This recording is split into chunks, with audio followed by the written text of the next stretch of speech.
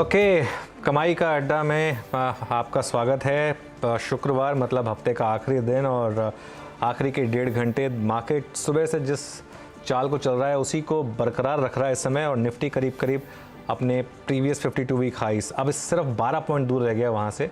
सुबह 2 पॉइंट दूर रह गया था, अब 12 पॉइंट दूर है। और बैंक निफ्टी भी करीब करीब 600 पॉइंट ऊपर। बात करेंगे इन सबके ऊपर। आशीष मेरे साथ शो में जुड़ते हुए आज। आशीष, हाय, गुड आफ्टरनून।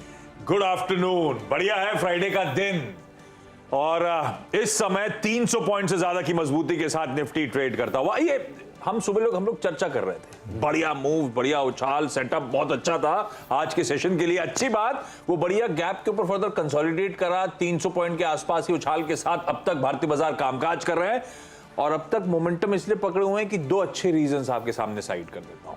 आज सुबह जब हम लोग सब चर्चा कर रहे थे तो यूएस के कल बेंचमार्क की तारीफ हो रही थी। 3.5 से 7.25% तीनों बेंचमार्क्स ऊपर थे। उसके ऊपर यूएस के फ्यूचर्स फिर से तेजी में है, 3/4 से 1% के बीच उछाल। नैस्डैक, इसका मतलब 7.25% एक दिन उछलने के बाद और 1% मजबूती के साथ ट्रेड कर रहा है। तो वो, और दूसरी बात, वो हेडलाइन में पढ़ा भी हम लोगों ने, एक सरप्राइज पैकेज एचडीएफसी ट्विंस का, इस तरफ का गजब का मूव, ये सब बाजार की मदद करता हुआ और बहुत अच्छे मूव्स एंजॉय करें। एक बार निफ्टी का कंट्रीब्यूशन प्लेट दिखाइएगा। वो एचडीएफसी ट्विंस के जलवे, वो आईटी जो अनुज मेंशन कर रहे थे, इन्फोसिस, टीसीएस, जोड़ दीजिए इसमें रिलायंस, ये वो हेवी वेट्स जो इस समय बाजार के मोमेंटम को रखे हुए हैं इंटैक्ट। और 18,300 को होल्ड करना, बढ़िया सेटअप, सरप्राइज पॉकेट से अब स्ट्रेंथ एमिनेट होती हुई नजर आ रही है। सुबह बातचीत हो रही थी 300 की, अब 18,300 तो इंटैक्ट स्क्रीन पे। ये क्या, जिस तरह से अलग अलग पॉकेट्स अब फायर कर रही हैं, सपोर्ट कर रही हैं, सेटअप ऐसा हो रहा है कि अगले हफ्ते ऑल टाइम हाइस की हम तैयारी कर रहे हैं। इस तरह के मूड मॉल में आ रहे हैं क्या? अब 52 वीक हाइस तो ऑब्वियसली बिल्कुल वहीं खड़े हुए हैं, तो कहने वाली बात हो गई वो तो। बिल्कुल आशीष, देखिए सारी बात अल्टीमेटली ये आ जाती है कि आप किस टाइप के ट्रेडर हैं। और प्रॉब्लम इंडिया में ये है कि अधिकतर लोग डे ट्रेड करके पैसा बनाना चाहते हैं कि सुबह लूँ और शाम तक पैसा बनना चाहिए।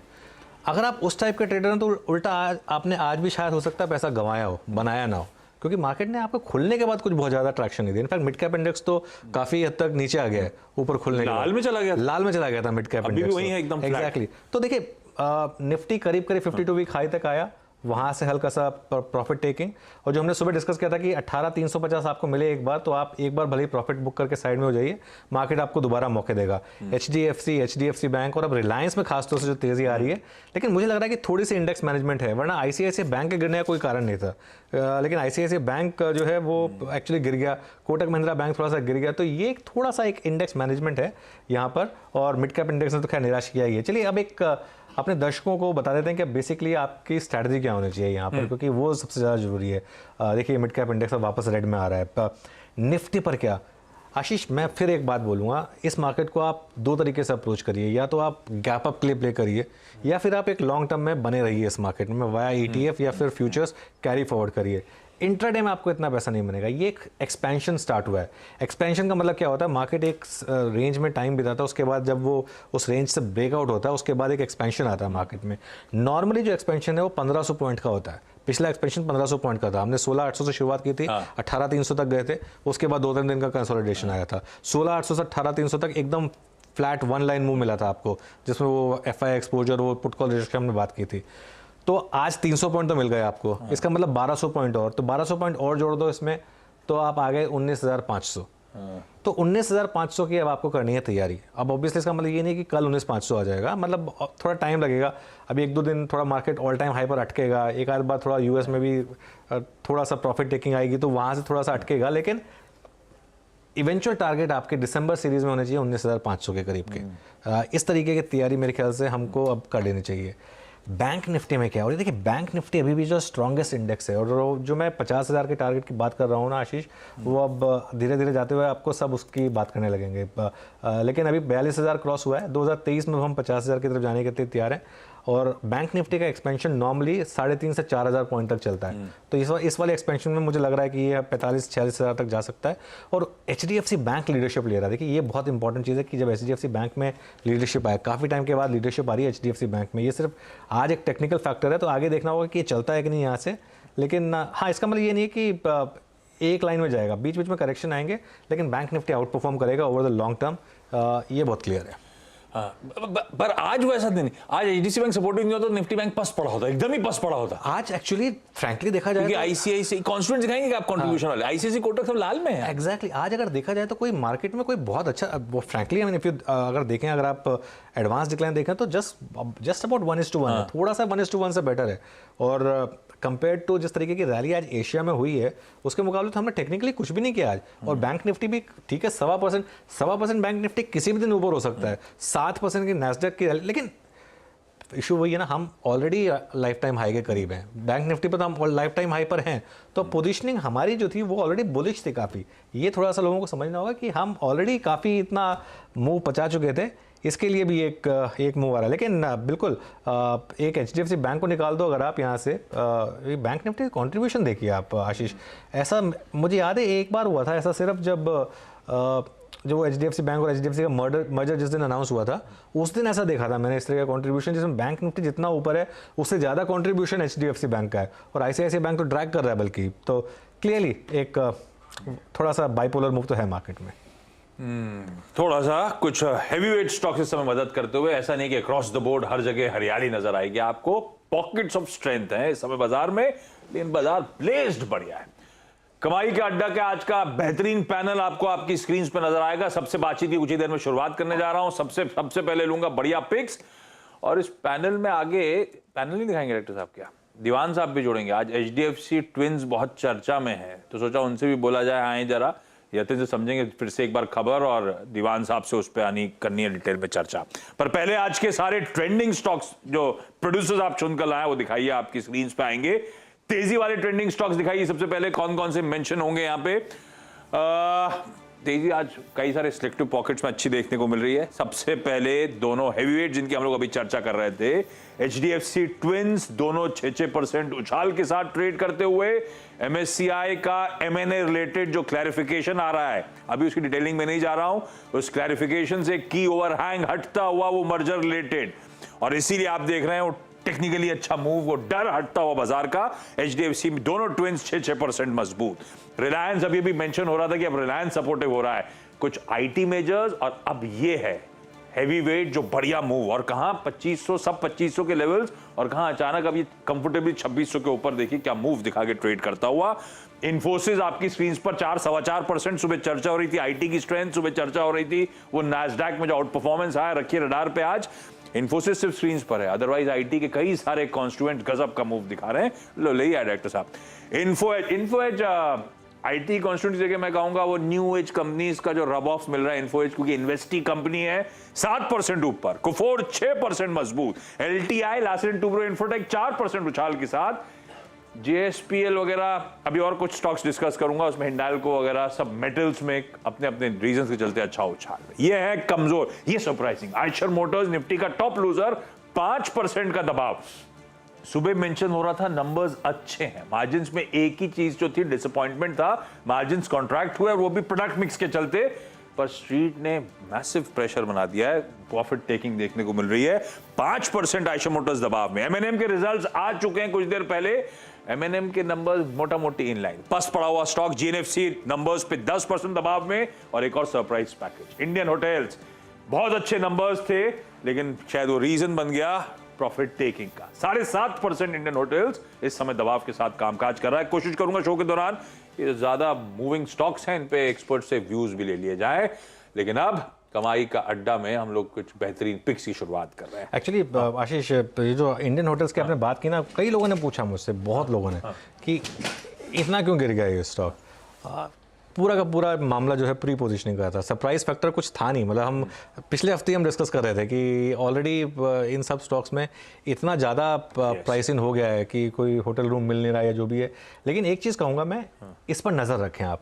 अब नतीजों के बाद स्टॉक्स को कैसे ट्रेड किया जाए, ये बहुत ज़रूरी होता है।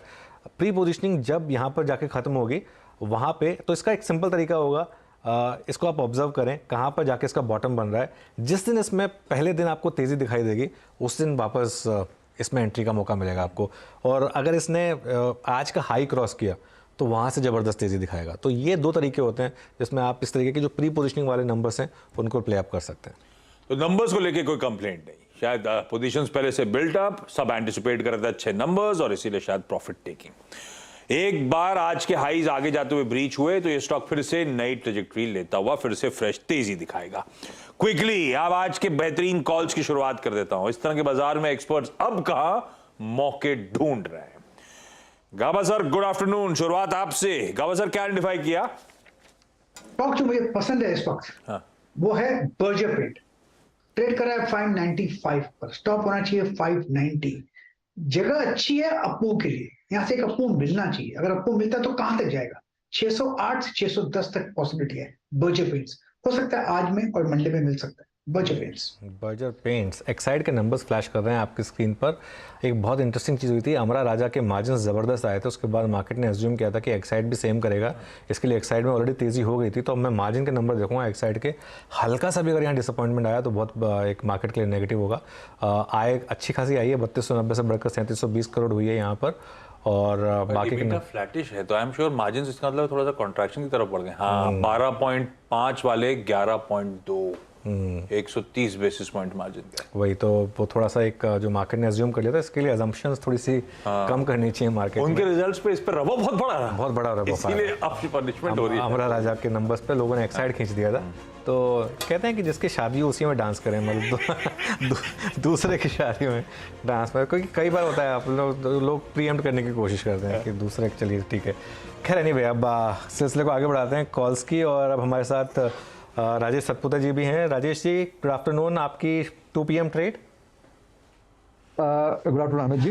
अनुज जी आपने बिल्कुल सही कहा, जिसकी शादी है उसी में डांस करे। तो देखिए शादी तो इन्फोसिस TCS यहीं पे दिख रहे हैं तो यहीं पे डांस करेंगे। TCS मुझे अच्छा लगता है। TCS देखिए इन पर्टिकुलरली फ्यूचर में देखें तो 30 to 80 का स्टॉप लॉस होगा, 3400 का टारगेट है। लेकिन ऑप्शंस के जरिए अगर आपको करना है तो TCS का 3300 का कॉल ऑप्शन बाय करें। 50-55 इस रेंज में आपको मिल रहा है, तो इस रेंज में बाय करें। स्टॉप लॉस रखे 35 का और टारगेट सेट करें करीबन 85 to 100 का। बिल्कुल ठीक है भाई, जहां मोमेंटम है उसी पॉकेट को चेज कर रहे हैं और आज बढ़िया मोमेंटम IT स्टॉक्स में। इन्फोसिस आज के ट्रेंडिंग स्टॉक्स में आया जरूर था, लेकिन TCS भी इक्वली स्ट्रॉन्ग 3-3.25% उछाल के साथ ट्रेड कर रहा है। खरीदारी करने का मन TCS के फ्यूचर्स में या फिर 3300 का कॉल भी TCS का लिया जा सकता है। मानस हाय गुड आफ्टरनून। मानस इस समय का top idea. Good afternoon Ashish ji, good afternoon अनुज जी। तो देखिए जो कन्विक्शन आइडिया है वो रिलायंस इंडस्ट्रीज है, वहां पर खरीदारी करने की राय रहेगी, क्योंकि यहाँ पर देखिए higher top higher bottoms clearly दिख रहे हैं। 2620 का रेजिस्टेंस था, स्टॉक ने उसको ब्रीच किया है, बेहतर वॉल्यूम्स आज देखने को मिल रहे हैं। तो करंट लेवल पे रिलायंस में खरीदारी करनी चाहिए। स्टॉप लॉसेस 2594 के रहेंगे और टारगेट 2680 के रहेंगे, जो कि पिछले हाईज थे। यहाँ पर आप 2620 का at the money call option भी ले सकते हैं। 50 रुपए के आसपास ट्रेड हो रहा है, 34 रुपए का स्टॉप लॉस लगाइए और 80 से 85 रुपए से के भाव यहाँ पर भी आपको देखने को मिल सकते हैं। ओके चलिए, ये कॉल आ गई मानस की। रिलायंस की बात हुई है तो एक डिस्क्लेमर भी आपकी स्क्रीन पर डाल देते हैं। जो चैनल आप देख रहे हैं उसको रिलायंस ओन करता है। एक्साइड अब थोड़ा और फिसलता हुआ 1.5% के करीब नीचे। यहाँ पर राजेश अग्रवाल जी को भी जोड़ लेते हैं AUM कैपिटल से। राजेश जी गुड आफ्टरनून, आपका क्या व्यू है इस समय मार्केट पर और कैसे अप्रोच करेंगे? इंडिविजुअल स्टॉक्स में क्या प्रेफर्ड पिक होगा आपका? गुड आफ्टरनून आप सबको। अगर आप देखें तो मार्केट में हमारा पॉजिटिव व्यू है। बहुत शॉर्ट टर्म की बात करूँ तो हमने परसों सासबहू में भी सुमित से यही डिस्कस करी थी कि 18,350 के जो लेवल्स हैं उसे क्रॉस करने में थोड़ी दिक्कत आएगी, लेकिन ऐसा नहीं है कि हो नहीं पाएगा। थोड़ा कंसोलिडेट करेगा, हो सकता है वहाँ से थोड़ा करेक्ट करे, लेकिन हम एक नई हाई की तरफ बढ़ रहे हैं, इसमें कोई शक नहीं है। रिजल्ट्स अच्छे आए हैं। US से जो कल डेटा आए इन्फ्लेशन के बेहतर आए और लोगों को अब ये लगने लगा है कि जो इंटरेस्ट रेट हाइक्स की जो क्वांटम है वो पहले तो कम होता हुआ नज़र आएगा और उसके बाद हो सकता है कि बंद भी हो जाए। बहुत बरसों बाद, या मुझे याद नहीं आता कि कब हमने नास्डैक पे 7% तक की बढ़त देखी है। तो ये अपने आप में दर्शा रहा है कि लोगों के सेंटिमेंट में बदलाव आ रहा है। हमारे घरेलू बाज़ार में भी देखें तो नंबर ठीक ठाक आ रहे हैं। Q2 के नंबर्स अगर कुछ एक कंपनी को छोड़ दिए जाएं तो संतोषजनक है और इस कारण से हमें लगता है कि अच्छी खासी बढ़त हो सकती है बाज़ार में, प्रोवाइडेड कि आप थोड़े से मध्यम से लंबी अवधि के नज़रिया रखें।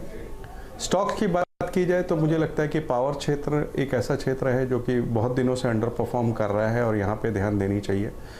और इसमें कोई कंपनी खास इस वक्त चुननी हो तो एनएलसी इंडिया, जो कि पहले निवेली लिग्नाइट के नाम से जानी जाती थी, वहाँ पे ध्यान देना चाहूँगा। लिग्नाइट में एक बड़ी कैपेसिटी है इनकी, 3000 मेगावाट का इनका पावर का भी है, बहुत ही अंडर वैल्यूड है। और मुझे लगता है कि जो डिविडेंड यील्ड वगैरह को देख करके देखा जाए तो भी बहुत संतोषजनक स्थिति में है और मुझे लगता है कि यहाँ पे बिल्कुल ध्यान देना चाहिए।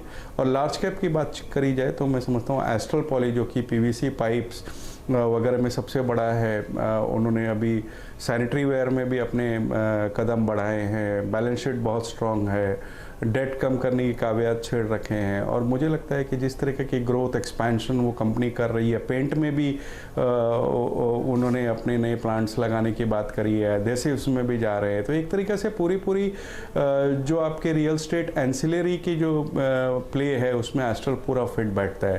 तो 2500 के टारगेट के साथ एस्ट्रल में भी ध्यान रखा जा सकता है। 2500 का टारगेट हम साल भर के नज़रिए से दे रहे हैं। तो ये 2 स्टॉक इस वक्त हमारी रेडार पे है। बढ़िया है भाई, ये 2 स्टॉक्स, एक पावर में एनएलसी इंडिया और एस्ट्रल, 12 महीनों के लिए आज से 2500 के टारगेट्स के लिए इसमें इन लेवल्स पे एक्यूमुलेट किया जा सकता है। Kavita ji, good afternoon. कविता जी, आज का टॉप कॉल इस समय का। गुड आफ्टरनून आशीष जी, अनुज जी, गुड आफ्टरनून एवरीवन। मतलब आप लोगों ने पहले बहुत सारा डांस कर लिया, टीसीएस में भी कर लिया और रिलायंस पर भी, दोनों मेरी पिक थी। बट फर्दर अगर हम देखें तो आईटी में जिस तरीके से मूव आया है परसिस्टेंट, मुझे लगता है इसमें फर्दर मूव एक्सटेंड होते हुए दिख सकते हैं। ऊपरी लेवल से स्टॉक दोबारा नीचे की तरफ, अभी रिस्क रिवॉर्ड रेशियो अगर देखें तो फेवरेबल बनता हुआ दिखता है। मुझे लगता है 3680, 3640 इस जोन के आसपास काउंटर अगर मिल रहा है तो यहाँ पर बाइंग इनिशिएट करनी चाहिए।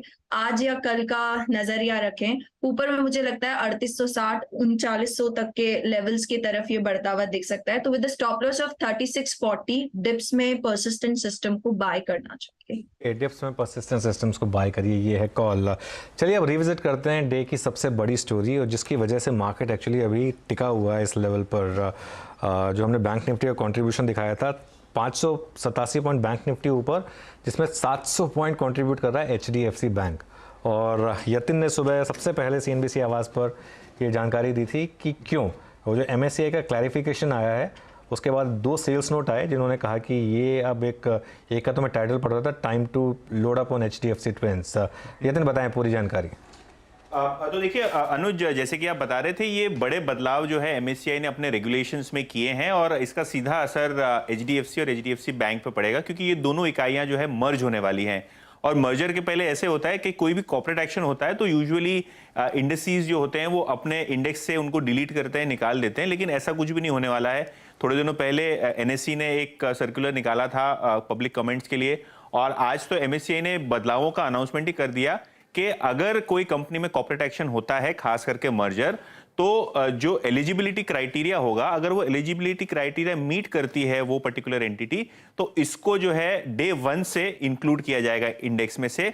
ये एक पहलू है बदलाव का। दूसरा पहलू जो है वो ये है कि जो फ्री फ्लोट फैक्टर पहले कॉर्पोरेट एक्शन के बाद आधा टाइम लिया जाता था, अब वो 1 टाइम लिया जाएगा। और इसी वजह से आप देखेंगे जो 5.6% का करंट एमएससीआई इंडेक्स में वेट है एचडीएफसी और एचडीएफसी बैंक का, वो कंबाइंड एंटिटी का 13% हो जाएगा। इसके अलावा जो टाइमलाइंस की बात करते हैं कि जो रन रेट से अप्रूवल्स आ गए एचडीएफसी और एचडीएफसी बैंक को, प्लस जो एमएससीआई में बदलाव हुआ, उसके कारण जो है टाइमलाइन पूरी की पूरी प्रीपोन हो गई। तो जो फंड्स अब साइडलाइन में बैठे थे कि डिलीशन होगा, जब सेलिंग आएगी तब खरीदेंगे, ऐसा कुछ भी नहीं होने वाला, जिसके कारण आज एक बड़ा रनअवे रैली एचडीएफसी और एचडीएफसी बैंक में आप देख पा रहे हैं। ओके यतिन, तो शुक्रिया इस जानकारी के लिए और इसको पर्सपेक्टिव में रखने के लिए। एक्चुअली एक काम करते हैं, पर राजेश जी से एक राय लेते हैं, राजेश शक्कर जी से, कि इसमें इस समय इस पर एक्चुअली काम करते हैं। उससे पहले जरा देखते हैं अगर हमारे पास प्रकाश दीवान जी हैं। अच्छा, प्रकाश दीवान जी से बात हो, राजेश अग्रवाल जी के पास चलते हैं। राजेश अग्रवाल जी, एक बात बताइए, इसमें मार्केट एक तो एक टेक्निकल फैक्टर है, लेकिन इसकी अंडर परफॉर्मेंस के और भी फैक्टर्स हैं, सिर्फ यही एक फैक्टर नहीं है। तो वापस कहीं ये वही वाला मामला तो नहीं हो रहा जिसमें जिस दिन एचडीएफसी बैंक का मर्जर अनाउंस हुआ था 10% भाग गए थे, उसके बाद अगले 2 महीने तक ये स्टॉक एग्जैक्टली उसी गैप को फिल करते रहे, फिर ऐसा होने का रिस्क है क्या? देखिए मुझे नहीं लगता कि ऐसा कोई रिस्क है, क्योंकि यही एक ओवरहैंग था जो कि इस दोनों स्टॉक्स पे चल रहा था। दूसरे अगर आप देखो तो जो भी कंपनियों में ये बड़े कंपनियों में खास करके कॉर्पोरेट एक्शंस अनाउंस होते हैं मर्जर डी मर्जर के, वो एक तरीके से कंसोलिडेशन मोड में चले जाते हैं, कोई मूवमेंट होती नहीं है, मार्केट को हाईली अंडर परफॉर्म करते हैं। ऐसे 2-3 एग्जांपल देना हो तो देखिए Tata consumer, Tata coffee merger announce हो रखा है, कोई मूवमेंट है ही नहीं। आइनॉक्स पीवीआर मर्जर अनाउंसमेंट हो रखा है, कोई मूवमेंट है ही नहीं। सेम वे इन्होंने भी अंडर परफॉर्म किया है, लेकिन अगर आप नतीजों पे ध्यान दें तो कंसिस्टेंट परफॉर्मेंस रही है एचडीएफसी बैंक की। 20-22% की ग्रोथ कई क्वार्टर्स से चली आ रही है और इस बार के नंबर बहुत अच्छे आए थे। मुझे लगता है वही एक कैचअप गेम हो रहा है और अभी भी वैल्यूएशन के लिहाज से अगर कहूँ तो दूसरे बैंकों के वनिस्पत एक बहुत अच्छे पायदान पे खड़े हैं। तो हो सकता है कि आज जिस तरीके की बढ़त दिखा रहे हैं उसके बाद 1-2 दिन थोड़ा सा करेक्ट करे या कंसोलिडेट करे, लेकिन मध्यम से लंबी अवधि के लिए एक बहुत अच्छा मौका दे रहे हैं दोनों ही में खरीदारी करने का। ये दोनों ही में खरीदारी करने का मौका मिल रहा है आपको। फ्राइडे है तो एक थोड़ा सा हमारे ऑफिस में भी एक थोड़ा सा एक मैजिकल फैक्टर हुआ है। आशीष गायब हो गए हैं और उनकी जगह हर्षदा आ गई है। तो सॉरी, मैं इनफैक्ट एक बहुत इंटरेस्टिंग इंटरव्यू कर रही थी जो अगले हफ्ते हम आपके सामने पेश करने वाले हैं, को का, और उनके बड़े प्लान्स हैं अनुज, तो ट्विटर को टक्कर देने के लिए। और इनफैक्ट पिछले 2 हफ्तों में उनकी कंपनी कह रही थी कि बहुत सारे लोग उनके साथ जुड़ते हुए दिखाई दिए हैं। अब यूनिक बात यही है कि इस माइक्रो ब्लॉगिंग साइट पे आप किसी भी स्थानीय भाषा में ट्वीट नहीं लेकिन अपने पोस्ट कू कर सकते हैं। तो इनका ऐड आया था तो कू किया जाए। तो अब मोनेटाइजेशन का भी प्लान है, तो काफी इंटरेस्टिंग कॉन्वर्सेशन हुआ है वो, तो मैं उसमें थोड़ी सी फंस गई थी, लेकिन मैं देख रही हूँ यहाँ पर मार्केट में भी काफी तगड़ा एक्शन देखने को मिल रहा है। अब क्या 50 पॉइंट और 18,400? अब तो खैर मैं तो 19,500 की बात की थी हर्षदा, लेकिन हाँ ऑब्वियसली मतलब नियर टर्म में थोड़ा बहुत तो प्रॉफिट आपको बुक करना है और थोड़ा मिड कैप में एक डिक्लाइन है। ये जो एचडीएफसी बैंक और एचडीएफसी की बात हो रही थी ना हर्षदा, मैं थोड़ा सा इसमें एक अपना एक एडिटोरियल जोड़ देता हूँ जी। पिछले 1 साल में एचडीएफसी बैंक का मूव रहा है 2% का, आईसीआईसीआई बैंक का रहा है 19%।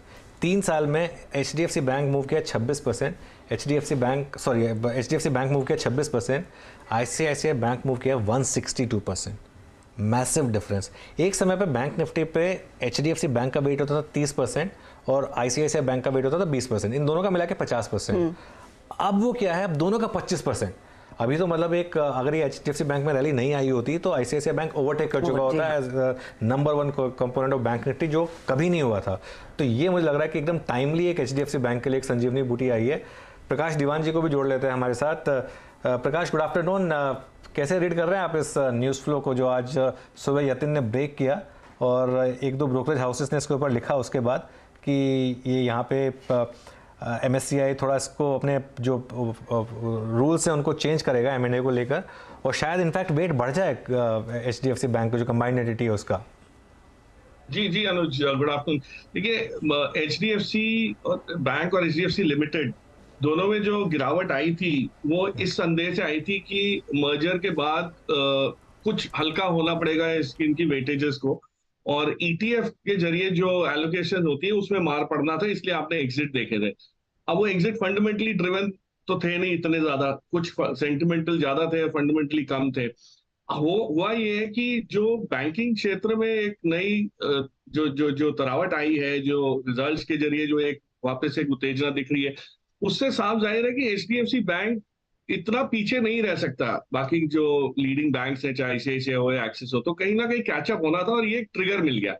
अच्छा, ये मजे की बात ये है कि ये अप्रैल में मर्जर होगा, उसके बाद ये एलोकेशंस लागू पड़ेंगे, तो अभी तो काफी समय है, 6 महीने का समय है रफली इसको एक्चुअल उसमें आने के लिए। लेकिन एक एक्साइटमेंट ये हो गया कि जो गिरावट आनी थी, जो गिरावट फोर्स्ड प्रेशर था, सेलिंग प्रेशर, वो ना रह के अब हो सकता है फंडामेंटली ये इसके मूव आगे चल के आए, तो वो एक्साइटमेंट उस चीज की है। तो it's a play on catch up मेरे हिसाब से। अगर आप देखें तो एक ट्रिगर चाहिए था, वो मिल गया, लेकिन ये कंटिन्यू रहेगा। ये आज 6% बढ़े हैं, आगे कल परसों फिर से 5-6 बढ़ेंगे, ये मैं नहीं मानता। अब वो फंडामेंटल्स विल स्टार्ट, जिसको कहते हैं ना कमिंग सेंटर स्टेज। जो फंडामेंटल सामने है प्रकाश, आफ्टरनून, हम सब जानते हैं मर्जर के बाद ये कितनी बड़ी एंटिटी हो जाएगी, कंपनी की क्या बैलेंस शीट है, वो कितनी स्केल हो सकती है, कितनी अपॉर्चुनिटी रहेगी। तो ये जो डिफरेंशियल आईसीआईसीआई बैंक और एचडीएफसी बैंक की प्राइस मूवमेंट में था, क्या वो पूरी तरह से एचडीएफसी बैंक उसकी भरपाई कर पाएगा? If not now, maybe April या April beyond? So good afternoon Arshad, बिल्कुल ये भरपाई होनी ही है। देयर इज नो वे कि ये आप भरपाई ना कर पाए, क्योंकि जो एंटिटी आप इमर्ज होते हुए देख रहे हैं, जो जिसका हुलिया अब समझ आ रहा है, आप सोच सकते हैं कि कंबाइंड एंटिटी के पास इतनी क्षमता रहेगी, हाउसिंग लोन्स का एक सॉलिड फाउंडेशन रहेगा और रिटेल डिपॉजिट्स का आपके पास सोर्स रहेगा, स्रोत रहेगा, जो कासा का जैसे बैंक का होता है वैसे एचडीएफसी की होलसेल फंडिंग भी आज सबसे कम दामों पे होती है, कम दरों पे होती है। सो वो सब चीजों का एडवांटेज, और उसमें आप लगाइए तड़का ये सब इनकी सब्सिडरीज का, जो क्रॉस होल्डिंग्स की वजह से सब्सिडरीज में जो आपके mutual fund, insurance business, NBFC जो बाकी की छोटी हैं, उन सारे के जो कंसोलिडेशन के बाद बैलेंस शीट की स्ट्रेंथ बनेगी, मुझे लगता है कि वो एक बहुत ही उम्दा एलोकेशन के हिसाब से वो बनेगा डेस्टिनेशन। और ईटीएफ्स को, एफआईज को इसको इतना पसंद आएगा कि आप हो सकता है कि ये जो एमएससीआई जो बता रहा है, जो इंडिकेशन मिल रहे हैं, उससे ज्यादा ही इसमें एलोकेशन आ सकते हैं in terms of this thing from the non ETF players, मतलब जो एक्टिव फंड्स होते हैं, जिनको कोई परसेंटेज से लेना देना नहीं, लेकिन फिर भी लेंगे। तो मुझे नहीं लगता कहीं भी इसमें रुकावट आ सकती है। हाँ, बट जैसे मैंने कहा, इसको थोड़ा समय लग सकता है। ये 2 दिन में, 3 दिन में, 1 हफ्ते में नहीं भरपाई होगी, लेकिन over a period of time होगी। हो सकता है दिसंबर क्वार्टर के नंबर्स आते आते ये आपको दिखने लगे कि इसके अंदर फंडामेंटल्स जो हैं वो हावी होते जा रहे हैं। चलिए, इस बातचीत के बीच निफ्टी ने लगाया फ्रेश 52 वीक हाई 18,351 के वो जो लेवल थे, जिसकी हमने सुबह भी चर्चा की थी कि आज वो शायद आपको स्क्रीन पर एक बार दिखाई देंगे, वो एग्जैक्टली 18,351। तो 52 वीक हाइज पर निफ्टी इस समय चल रहा है। प्रकाश, एक इंटरेस्टिंग चीज़, लेकिन आईसीआईसीआई बैंक की तेज़ी पर ब्रेक लग गया है, तो क्या अब ये एक पॉसिबिलिटी है कि जो इतनी ज़बरदस्त आईसीआईसीआई बैंक की री रेटिंग हुई है और इतना ज़बरदस्त फंड फ्लो मेरे ख्याल से एचडीएफसी ट्विन से और कोटक से जो आईसीआईसीआई बैंक में गया है, क्या उसमें से कुछ हिस्सा वापस आएगा, या आपको लग रहा है कि आईसीआईसीआई बैंक भी आउट परफॉर्म कर सकता है, जो आउट परफॉर्मेंस की रही है वो भी कंटिन्यू रह सकती है? मतलब इससे म्यूचुअली एक्सक्लूसिव नहीं है कि एचडीएफसी बैंक अगर ऊपर जाएगा तो वो at the cost of ICICI bank ही होगा, क्योंकि जो आईसीआईसीआई बैंक की रैली आई वो एचडीएफसी बैंक की अंडर परफॉर्मेंस की कॉस्ट पे आई थी। I agree. जो पहले हमने देखा कुछ पिछले 6-8 महीनों में जो हुआ है, वो ICICI bank has gained eight the cost of HDFC bank. लेकिन आईसीआईसीआई बैंक को मार पड़ने का एक और कारण ये है कि एसबीआई की वेटेजेस जो आप देखिए पोर्टफोलियो में इस नंबर्स के बाद जिस टाइप की हुई है, और एक पीएसयू बैंक्स की एंट्री वापस पोर्टफोलियो में जो झुकाव आ रहा है, जो बड़ी पीएसयू बैंक्स हैं, SBI, BOB, can bank type, वो कहीं नहीं थी। वो मतलब डेसिमल्स में हुआ करती थी, और वहां भी आपने देखा है एलोकेशन लोगों ने लगाना शुरू कर दिया, बढ़ाना शुरू कर दिया। तो आईसीआईसीआई बैंक थोड़ा सा पॉज ले सकता है, लेकिन बैंकिंग एज अ क्षेत्र अगर आप देखें अनुज, तो हर जगह, हर पहलू से बहुत ही उम्दा ग्रोथ के आसार दिख रहे हैं। और जैसे जैसे हम कैपिटल गुड्स का एक्सपेंशन देखेंगे, और आप डीकपलिंग को ले ना ले, ग्लोबल रिसेशन को छोड़ दें एक तरफ, लेकिन हिंदुस्तान के मार्केट में, इकोनॉमी में, अर्थव्यवस्था में जो इंप्रूवमेंट दिख रहा है, उस लिहाज से बड़े बैंक्स डेफिनेटली इंप्रूव होंगे। और आईसीआईसीआई बैंक का भी पोर्टफोलियो इस बार आप मतलब जो कंट्रीब्यूटर्स देखें अगर, तो इट्स नॉट ओनली सिर्फ कॉर्पोरेट साइड से आया है, उनका भी रिटेल का पोर्टफोलियो अच्छा खासा बड़ा है। तो आईसीआईसीआई भी बढ़ेगा, लेकिन हो सकता है एक कुछ हफ्ते आपको एचडीएफसी प्ले करता हुआ दिखे, उसके बाद एक्सिस आता हुआ दिखे आगे, और फिर आईसीआईसीआई। आज एक्सिस पे एक वो लगा हुआ है, अंकुश सा लगा हुआ है ओएफएस की वजह से, तो वो भी थोड़े दिन बाद हल्का हो जाएगा। So it will keep on happening, but all banks I think will grow.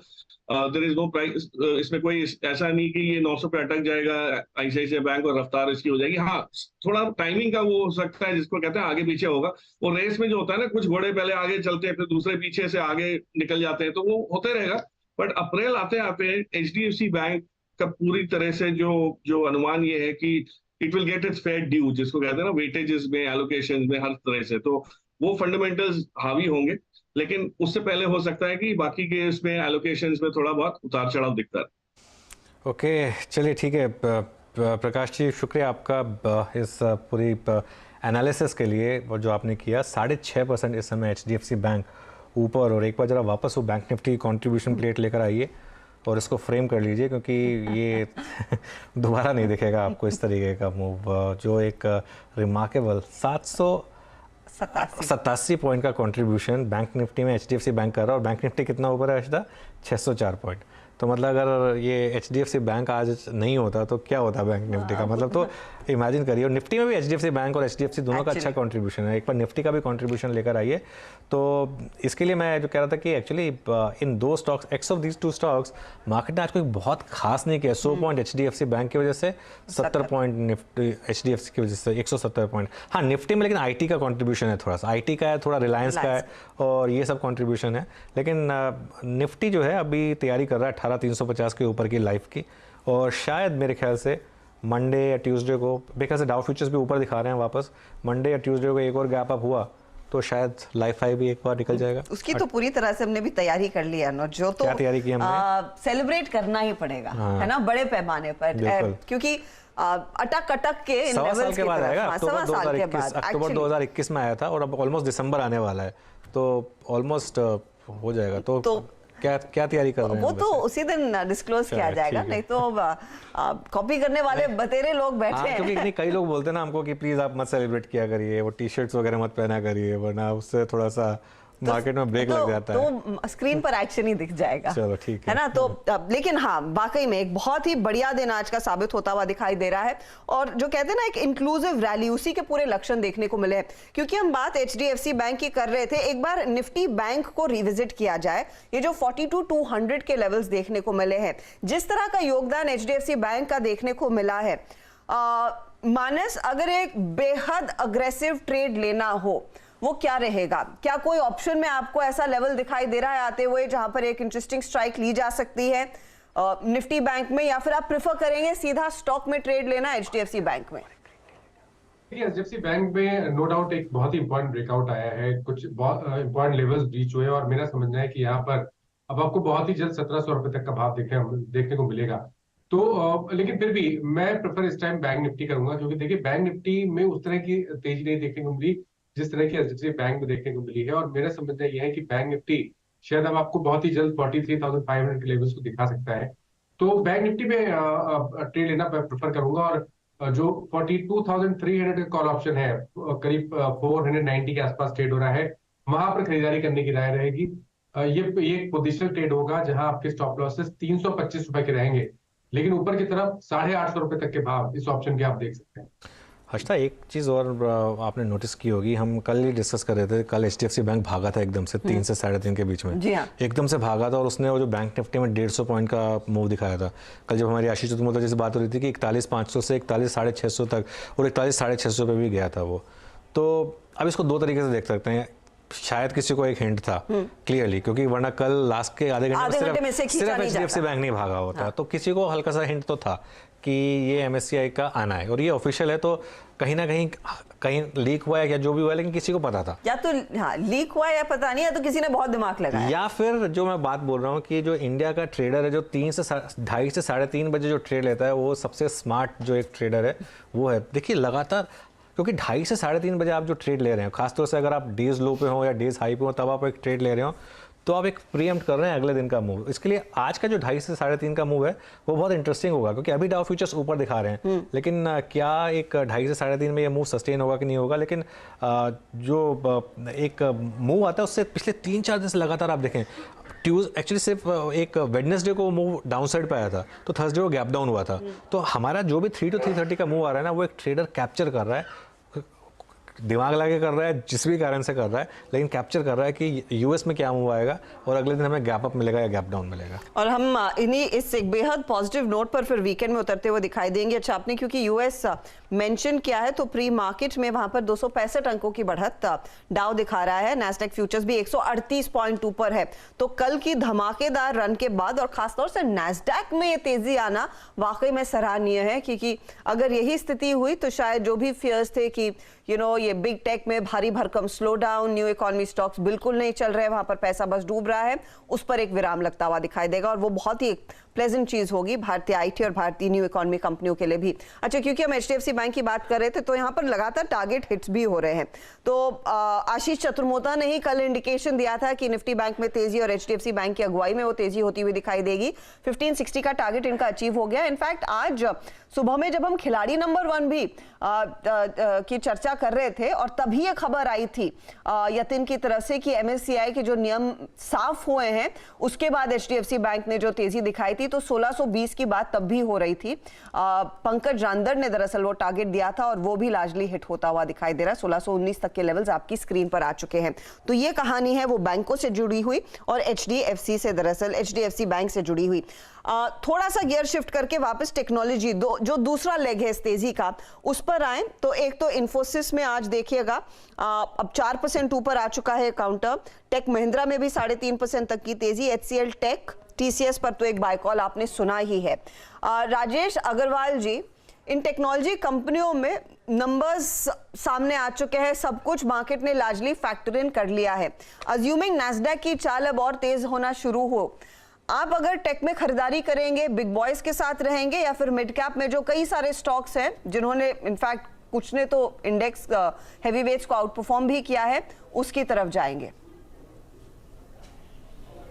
देखिए, बहुत सेलेक्टिव रहना चाहूँगा। अगर आप देखो तो जैसे मैंने ओपनिंग कमेंट्री में कहा भी कि 7% की बढ़त नास्डैक में शायद कभी देखी हो, मुझे तो याद नहीं पड़ता है।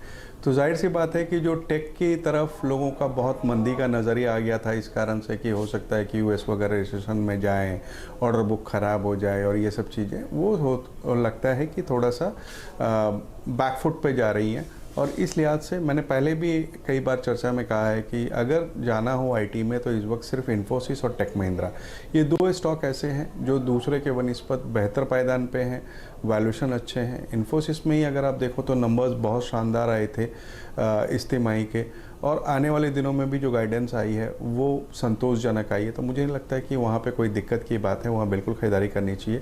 और दूसरा टेक महिंद्रा का है जो 5G वगैरह की लॉन्चिंग की बात हो रही है, तो जिस तरीके की टेलीकॉम सॉफ्टवेयर में ये कंपनी है उससे हो सकता है कि इन्हें बड़ा फ़ायदा हो। तो ये 2 स्टॉक है जहाँ ध्यान देना चाहिए।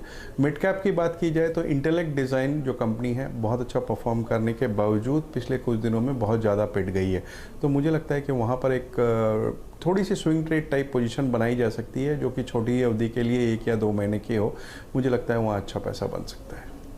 ठीक है, चलिए अब एक काम करते हैं। हमने बात की थी कि कल जो आशीष चतुर्मोता जी ने एक सजेस्ट किया था कि बैंक निफ्टी पर लॉन्ग जाने को, और कर्टसी एचडीएफसी बैंक, तो उन्हीं को वापस जोड़ लेते हैं।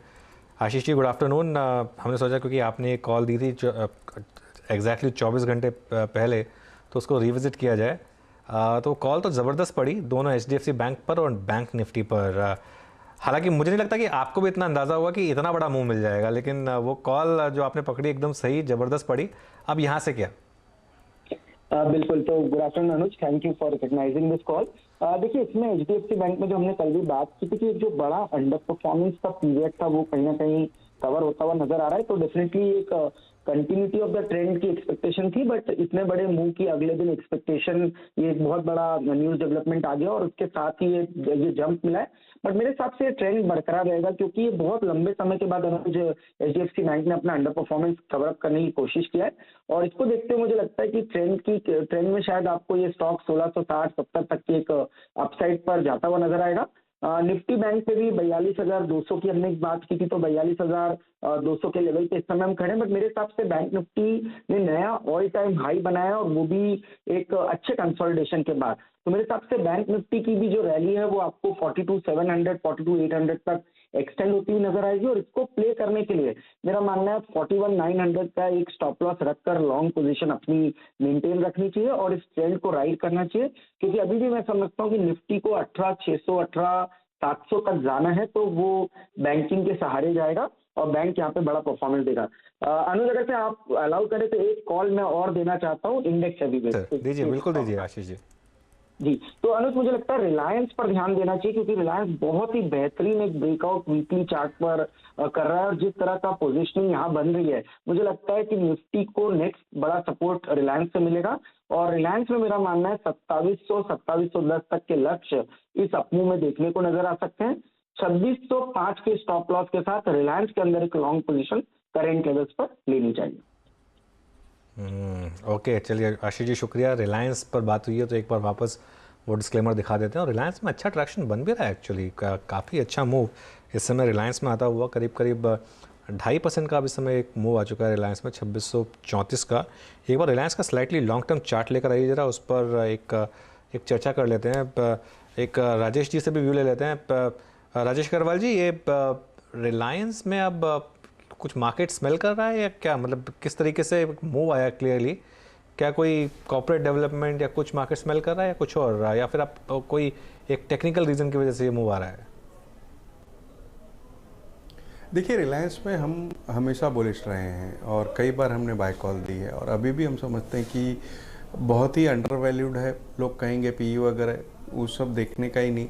अगर आप देखो तो जो दो डिवीजन इनके रिटेल और जियो, जिनके पिछले एजीएम में क्लियरली मार्कअप कर दिया गया कि कौन कौन उसको देखेगा एक तरीके से, तो मुझे लगता है बहुत पॉजिटिव थी। अब रिटेल की ही बात करूं, दूसरे जो रिटेल लिस्टेड पेयर्स हैं उनको अगर आप देखो तो उनके जो स्टोर के नंबर्स हैं, यहाँ रिलायंस ऐसा कंपनी है जो 800 स्टोर हर क्वार्टर में जोड़ रही है। इस वक्त करीब 6000 स्टोर है। लगातार एक्विजिशंस किए जा रहे हैं, कई नए ब्रांड्स इन्होंने लिए हैं। आज भी ऐसे खबरें निकल कर आई थी कि कुछ नए अधिग्रहण के लिए ये रेस में हैं। तो मुझे लगता है एक तो ये जो एक्विजिशन वगैरह की स्ट्रैटेजी है, जो नए स्टोर्स ओपनिंग करने की स्ट्रैटेजी और जिस तरीके से मुनाफे कमा रही है, वो एक बहुत पॉजिटिव है। दूसरी तरफ जियो अपने आप में एक बड़ा प्ले होता जा रहा है। फिर वो चाहे 5G को लेकर के हो या दूसरी चीज़ों को लेकर के हो, वो है। तीसरे अभी रिलायंस ने जो पिछले तिमाही में ये कुछ पिछले दिनों ये अनाउंस किया कि वो फाइनेंशियल सर्विसेज को डिमर्ज करके अलग करेंगे। ये सारी पॉजिटिव चीज़ें हैं। आने वाले दिनों में एक बहुत बड़ी वैल्यू अनलॉकिंग हो सकती है। ये हमारी राय में तो ऐसा स्टॉक है फंडामेंटली जो कि थोड़ी सी लंबी अवधि के पोर्टफोलियो में रखा जाए। छोटी अवधि के लिए ये ट्रेडिंग 10-20 रुपये 50 रुपये के लिए ना करें तो बेहतर होगा। मुझे लगता है लंबी अवधि में एक बहुत अच्छा प्ले हो सकता है, चाहे वो OTC का हो या रिटेल का हो या जियो का। तीनों पायदान पे बहुत अच्छी कंपनी है, मुझे लगता है बिल्कुल खरीदारी करनी चाहिए। जो कहते हैं ना ऑल सिलेंडर्स फायरिंग, वही देखने को मिल रहा है रिलायंस में इस समय। 2636 के लेवल्स, और आपको याद होगा मानस ने 2620 की कॉल सुझाई थी।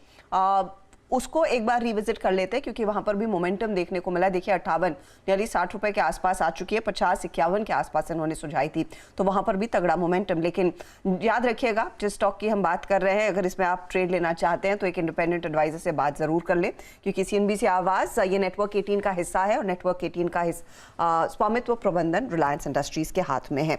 तो आप जरूर किसी और जानकार से भी एक व्यू ले। अच्छा, अक्रॉस द बोर्ड आप देखिए अच्छी खासी रिकवरी। मिड कैप इंडेक्स कार्यक्रम की शुरुआत में नेगेटिव टेरिटरी में था, लेकिन वहां पर आया एक बहुत अच्छा रिकवरी का मूव। 58 पॉइंट ही सही, लेकिन यहाँ पर भी एक पॉजिटिविटी देखने को मिल रही है। और कई ऐसे स्टॉक्स हैं जो दरअसल इस घंटे अपनी चाल को और मजबूत करते हुए दिखाई दे रहे हैं। कुछ आप रेलवे से जुड़ी हुई कंपनियां देखेंगे जहां पर RVNL शामिल है, कुछ रूट मोबाइल जैसी कंपनियां हैं, कुछ केमिकल स्टॉक्स है। लेकिन मोस्ट इंटरेस्टिंगली हैल में भी अब हम देख रहे हैं फिर से एक्शन बढ़ता हुआ, और हैल के नतीजे दरअसल कुछ ही देर पहले आए थे। तब हम इनफैक्ट HDFC की चर्चा कर रहे थे, तो उस पर एक नजर डालिएगा और स्टॉक पर एक व्यू आप दीजिएगा प्लीज। समित चौहान भी हमारे साथ जुड़ गए। समित, हैल एक शेयर है जिसकी चर्चा हमने लगातार की है। आय थोड़ी सी घटी है 5145 करोड़ पर, 5552 करोड़ से ये आंकड़ा थोड़ा सा नीचे आया है, लेकिन मुनाफे में 44% तक की वृद्धि देखने को मिली है। 1221 करोड़ के ऊपर का मुनाफा। मार्जिन्स 11% के आसपास, लेकिन 12.5% से 11%, यानी कि यहां पर हमने देखा है करीब 50 बेसिस पॉइंट ही मार्जिन घटा है, उससे ज्यादा गिरावट नहीं देखने को मिली है। आपकी राय क्या होगी, चार्ट्स क्या कहते हैं हैल पर, क्योंकि एक आउट परफॉर्मर रहा है? देखिए, अनडाउटेडली जो ट्रेंड है वो काफी एक स्ट्रांगली बुलिश है और अभी भी उसका जो स्ट्रक्चर है वो मेंटेन्ड है। बट रिसेंटली हमने देखा है 1-1.5 महीने से ये स्टॉक ये पूरा स्पेस, अगर BDL भी देखे तो वो स्टॉक थोड़े कंसोलिडेशन के दौर से गुजर रहे। HL की बात करें तो यहाँ पे 2600-2620 के आसपास एक स्ट्रॉन्ग रेजिस्टेंस है जो उसने प्रीवियसली भी वो लेवल सरपास नहीं किया था, और 2 दिनों पहले भी सिमिलर जोन से ही हमने करेक्शन देखा है। तो जब तक अभी 2620 का लेवल ऊपर की तरफ सरपास नहीं होता है, स्टॉक में ये कंसोलिडेशन कंटिन्यू रहेगा। जो next leg of the rally unfold होनी है तो 2620 के ऊपर जो ब्रेकआउट के साथ आप वहां पे डेफिनेटली यहाँ पे कैच कर सकते हो। फिलहाल तो हमें लग रहा है कि 2620 2400 ये इसकी एक इमीडिएटली रेंज रहेगी। ओके अच्छा हर्षदा, एक और इंटरेस्टिंग एक दो चीज़ें हो रही हैं जो मैं देख रहा था। तो ओपन इंटरेस्ट बिल्डअप के हिसाब से एक निफ्टी फाइनेंशियल सर्विसेज में काफ़ी लोगों ने आज जोर लगाया वापस, क्योंकि उसकी एक्सपायरी ट्यूसडे को है, तो लोग थोड़ा सा कोशिश करते हैं कि जल्दी पास की एक्सपायरी हो उस पर थोड़ा सा एक मूव लगाया जाए। इसके अलावा निफ्टी बैंक में आज ज़बरदस्त ओपन इंटरेस्ट बिल्डअप है फ्यूचर्स में, मतलब इतना फ्यूचर्स में ओपन इंटरेस्ट बिल्डअप में निफ्टी फ्यूचर्स में बैंक निफ्टी फ्यूचर्स में नॉर्मली नहीं देखता हूँ। 22% का फ्यूचर्स में ओपन इंटरेस्ट बिल्डअप है निफ्टी फ्यूचर्स का, और निफ्टी फ्यूचर्स इस समय जो ट्रेड कर रहा है वो करीब 130 पॉइंट के प्रीमियम पर ट्रेड कर रहा है। तो ये जो प्रीमियम है ये 130 पॉइंट का जो है ये नॉर्मली अमूमन 150 से 200 पॉइंट तक अगर जाए तो आपको थोड़ा कॉशियस हो जाना चाहिए, तब इसका मतलब होता है मार्केट थोड़ी सी ओवरबॉट टेरिटरी में जा रही है। अभी 130 पॉइंट है तो ठीक है, लेकिन अगर ये 150 और उसके बाद 200 तक गया अगर प्रीमियम तो मार्केट काफ़ी ओवरबॉट हो जाएगा। तो नियर टर्म में देखिए लॉन्ग टर्म का हमारा व्यू एक अलग है जिसमें 50,000 की बात कर रहे हैं, लेकिन एब्सोल्यूट नियर टर्म में मार्केट में हर लेवल पर चेज़ नहीं कर सकते। तो इसके लिए ये एक इंडिकेशन होता है कि प्रीमियम कितना हो गया। निफ्टी फ्यूचर्स का भी एक बार अगर आप प्रीमियम देखेंगे तो निफ्टी फ्यूचर्स निफ्टी 18,340 पर है और निफ्टी फ्यूचर्स ऑलरेडी 18,400 क्रॉस कर चुका है, 18,408। ये भी 68 पॉइंट का प्रीमियम, ये भी काफ़ी हाई हो गया है एक्चुअली। तो कंसिडरिंग कि इतना हाई प्रीमियम है, थोड़ा सा एक market overbought near term charts पर अब लग रहा है मेरे को थोड़ा सा। तो लेकिन देखते हैं कि मार्केट अब यहाँ से और अपनी चाल को कितना मजबूत करता है इन लेवल्स के मद्देनज़र। फिलहाल एक्शन तगड़ा और ऑफ कोर्स कॉन्फिडेंस भी मार्केट में अच्छा खासा। अच्छा, 4 का चौका फटाफट से हमारे जानकार आप लोग भी तैयार हो जाइएगा क्योंकि मिनटों में आपसे वो ट्रेड्स लेना हम शुरू करेंगे। मानस जायसवाल, सस्ता ऑप्शन आपने देना है तो कुछ निकालिए बढ़िया वाला। एफएनओ सुपरस्टार राजेश सातपुते आप देंगे। समित चार्ट का चमत्कार के लिए रहिएगा तैयार। और राजेश सातपुते यहाँ पर Rajesh Agarwal, beg your pardon, आप तो तैयारी मिड कैप फंडा की करके आए ही होंगे। तो 2-3 मिनटों में आपके पास लौटती हूँ इन ट्रेड्स के लिए। इस बीच एक स्टॉक दरअसल अनुज जिस पर मेरी नजर गई, 15% ऊपर लूमैक्स का शेयर है। वॉल्यूम्स यहाँ पर ठीक ही हैं, आप देखिए 77,000 शेयरों का कारोबार, लेकिन इसके 10 डे एवरेज की तुलना में करीब 10, 11, 12 गुना वॉल्यूम्स पर ट्रेड बनता दिखाई दे रहा है। और सुमित की तरफ से अपडेट आ रहा है कि दरअसल नतीजे बहुत ही मजबूत थे, उन्हीं नतीजों पर दरअसल वो स्टॉक शायद रिएक्ट करता हुआ दिखाई दे रहा है। 620 करोड़ का रेवेन्यू आया है वर्सेस 453 करोड़। मुनाफा डबल हो चुका, 15 करोड़ का मुनाफा 33 करोड़ पर हो गया। 16%, आई डोंट रिमेंबर इस तरह का मूव इस स्टॉक ने लास्ट कब दिखाया होगा। और मुझे एक चीज जो अच्छी लगती है इन कंपनियों की हर्षदा, 1600-1700 करोड़ का ही मार्केट कैप है, लेकिन फिर भी 1700 रुपए के स्टॉक में इनको कोई दिक्कत नहीं है। हाँ। ये नहीं है कि इसको स्प्लिट करके ज्यादा लिक्विडिटी बढ़ा दी।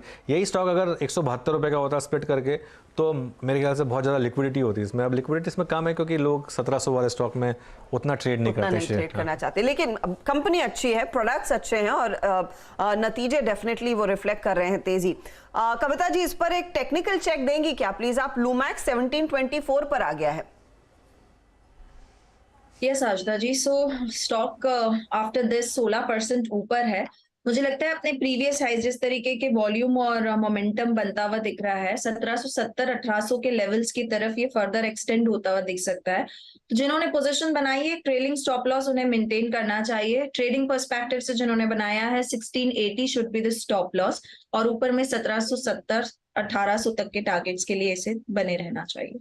ओके चलिए 3-4 दिन पहले हमने डिस्कस किया था गोदफ्रे फिलिप्स तक वो क्या चल रहा है में, और उसने अभी फ्रेश ऑल टाइम हाई लगाया है। ज़बरदस्त मूव, इनफैक्ट इन लास्ट 3-4 मिनटों में गोदफ्रे फिलिप्स में आता हुआ करीब 6% का मूव इसमें इस समय, जिसमें से कि 3% के करीब लास्ट के आधे घंटे में आया है। गोदफ्रे फिलिप्स की बात हो रही है यहाँ पर। एक बार जरा इसका चार्ट ले आइए और इसको देखिए इंट्राडे में। राजेश, इस पर कोई व्यू आपका? इसको ट्रैक किया है क्या आपने? पहले तो एफएनओ में भी होता था तो काफ़ी ट्रैक होता था, काफ़ी ब्रोकरेजेस की भी कवरेज थी, अब शायद इतनी नहीं है, लेकिन गोदफ्रे फिलिप्स पर कोई व्यू है क्या आपका?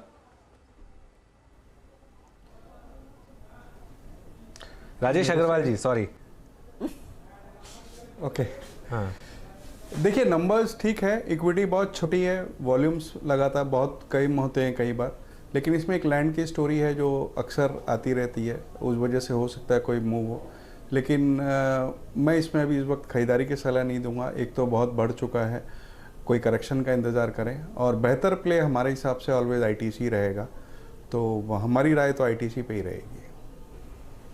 ओके, तो आईटीसी एक प्रेफर्ड पिक, लेकिन यहाँ पर एक बहुत तगड़ा मूव देखने को मिला है। अब देखिए लगभग 1700 के करीब आता हुआ गॉडफ्रे फिलिप्स आपकी स्क्रीन पर। सुमित बता रहे हैं, सुमित की नज़र थी इस पर, यहाँ पर क्या चल रहा है मैं, और नतीजे दरअसल कल आने वाले हैं, तो देखते हैं किस तरह का परफॉर्मेंस कंपनी की तरफ से आता हुआ दिखाई देगा, क्योंकि सिगरेट बिजनेस आईटीसी का इतना बुरा नहीं कर रहा है ऑफ लेट। तो क्या उसी की रिफ्लेक्शन गॉडफ्रे में आती है? विल वेट एंड सी। 6% ऊपर फिलहाल स्टॉक। चलिए, हमारे जानकार तैयार हैं 4 का चौका के लिए, तो आगाज किया जाए उसी का, और शुरुआत होगी सस्ता ऑप्शन के साथ। मानस बताइए। देखिए, जो मिड कैप आईटी है हर्षिता जी, वहां पर कुछ एक्शन अब देखने को मिला है। पिछले करीब 1 घंटे से देखिए तो बहुत सारे स्टॉक्स में बाइंग देखने को मिली है, और उनमें से एक है फर्स्ट सोर्स सॉल्यूशन, एफएसएल की मैं बात कर रहा हूँ, जहां पर 100 रुपए 102 रुपए के आसपास स्टॉक ने बॉटम बनाया था। बड़ा कंसोलिडेशन देखने को मिला, लेकिन फाइनली आज स्टॉक ने 100 डे मूविंग एवरेज को ब्रीच किया है। वहां पर वॉल्यूम देखने को मिले हैं। ओपन इंटरेस्ट को देखेंगे तो वहां पर आपको शॉर्ट कवरिंग देखने को मिलेगी। तो मेरा समझना है कि अब यहाँ से एक स्मार्ट रैली देखने को मिलेगी। तो ऑप्शन लेना है आपको 110 वाला, 110 का कॉल ऑप्शन लेंगे। 3 रुपए 50 पैसे पे ट्रेड हो रहा है। 1 रुपए 90 पैसे के स्टॉप लॉस से यहाँ पर खरीदारी करिए, 7 रुपए के टारगेट। ओके, फर्स्ट सोर्स जो सबसे ज़्यादा पिटा है स्टॉक मिड कैप आईटी में, आज सबसे ज़्यादा तेज़ रैली उसी में आ रही है। सतपुता जी के पास चलते हैं एफएनओ सुपरस्टार के लिए। सतपुता जी, देखिए नज़र तो आईटी स्टॉक्स पे ही है। प्रोबेबली आप ये कह सकते हैं कि सुबह जिस तरह से मूव आने के बाद ये एक साइडवेज मूव में है, तो प्रोबेबली जाते जाते यहाँ पे शॉर्ट कवरिंग आएगी। लेकिन मेरे हिसाब से अगर इसे थोड़ा सा वक्त है, यानी मंडे तक का, तो ज़्यादा बेहतर होगा। तो नजर होगी एम्फोसिस पे, जहाँ पे शॉर्ट कवरिंग हो रही है, ओपन इंटरेस्ट घट रहा है, प्राइस बढ़ रहा है। तो एम्फोसिस टेक्निकली अगर आप देखें तो हम इसे पॉजिटिव डाइवर्जेंस कहते हैं। It's a Contra call. तो यहाँ पे कॉन्ट्रा कॉल का सेटअप है। तो यहाँ पे इसका जो टारगेट बनता है 2000 के ऊपर, 2035 के आसपास चल रहा है। तो 2000 का स्टॉप लॉस के साथ एम्फोसिस बीएफ बाय करके चले। इसका जो टारगेट होगा वो रहेगा, इसका 50 डीएम है, जो करीबन 2080 के आसपास आता है। लेकिन मेरे हिसाब से 2080 से लेके 2110 तक का यहाँ पे टारगेट अनफोल्ड हो रहा है। तो Mphasis BFL is a buy, stop loss 2000 के स्टॉप लॉस के साथ 2080 के लेवल्स पर अब नजरें हैं। तेजी में ये बदलता हुआ ट्रेड। राजेश सातपुते का समित बताइए, चार्ट का चमत्कार। देखिए, आई थिंक इसी रन को मैं यहाँ पे एक्सटेंड करना चाहूंगा। मेरा भी यहाँ एक मिड कैप आईटी हमने पिक किया हुआ है।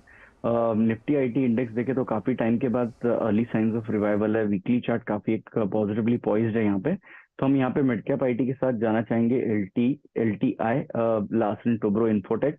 स्टॉक में एक अच्छे एक्यूमुलेशन पैटर्न से आज ब्रेकआउट दिया है, और अगर ऑप्शन के जरिए भी देखें तो उसके ऑप्शन 5000 और 5100 के ऑप्शन काफी ज्यादा हम एक्टिव देख रहे हैं। तो अगर कोई स्पॉट में ट्रेड करता है तो LTI करंट लेवल पे बाय किया सकता है। स्टॉप लॉस अराउंड 4970 और टारगेट लगभग 5350 के होंगे।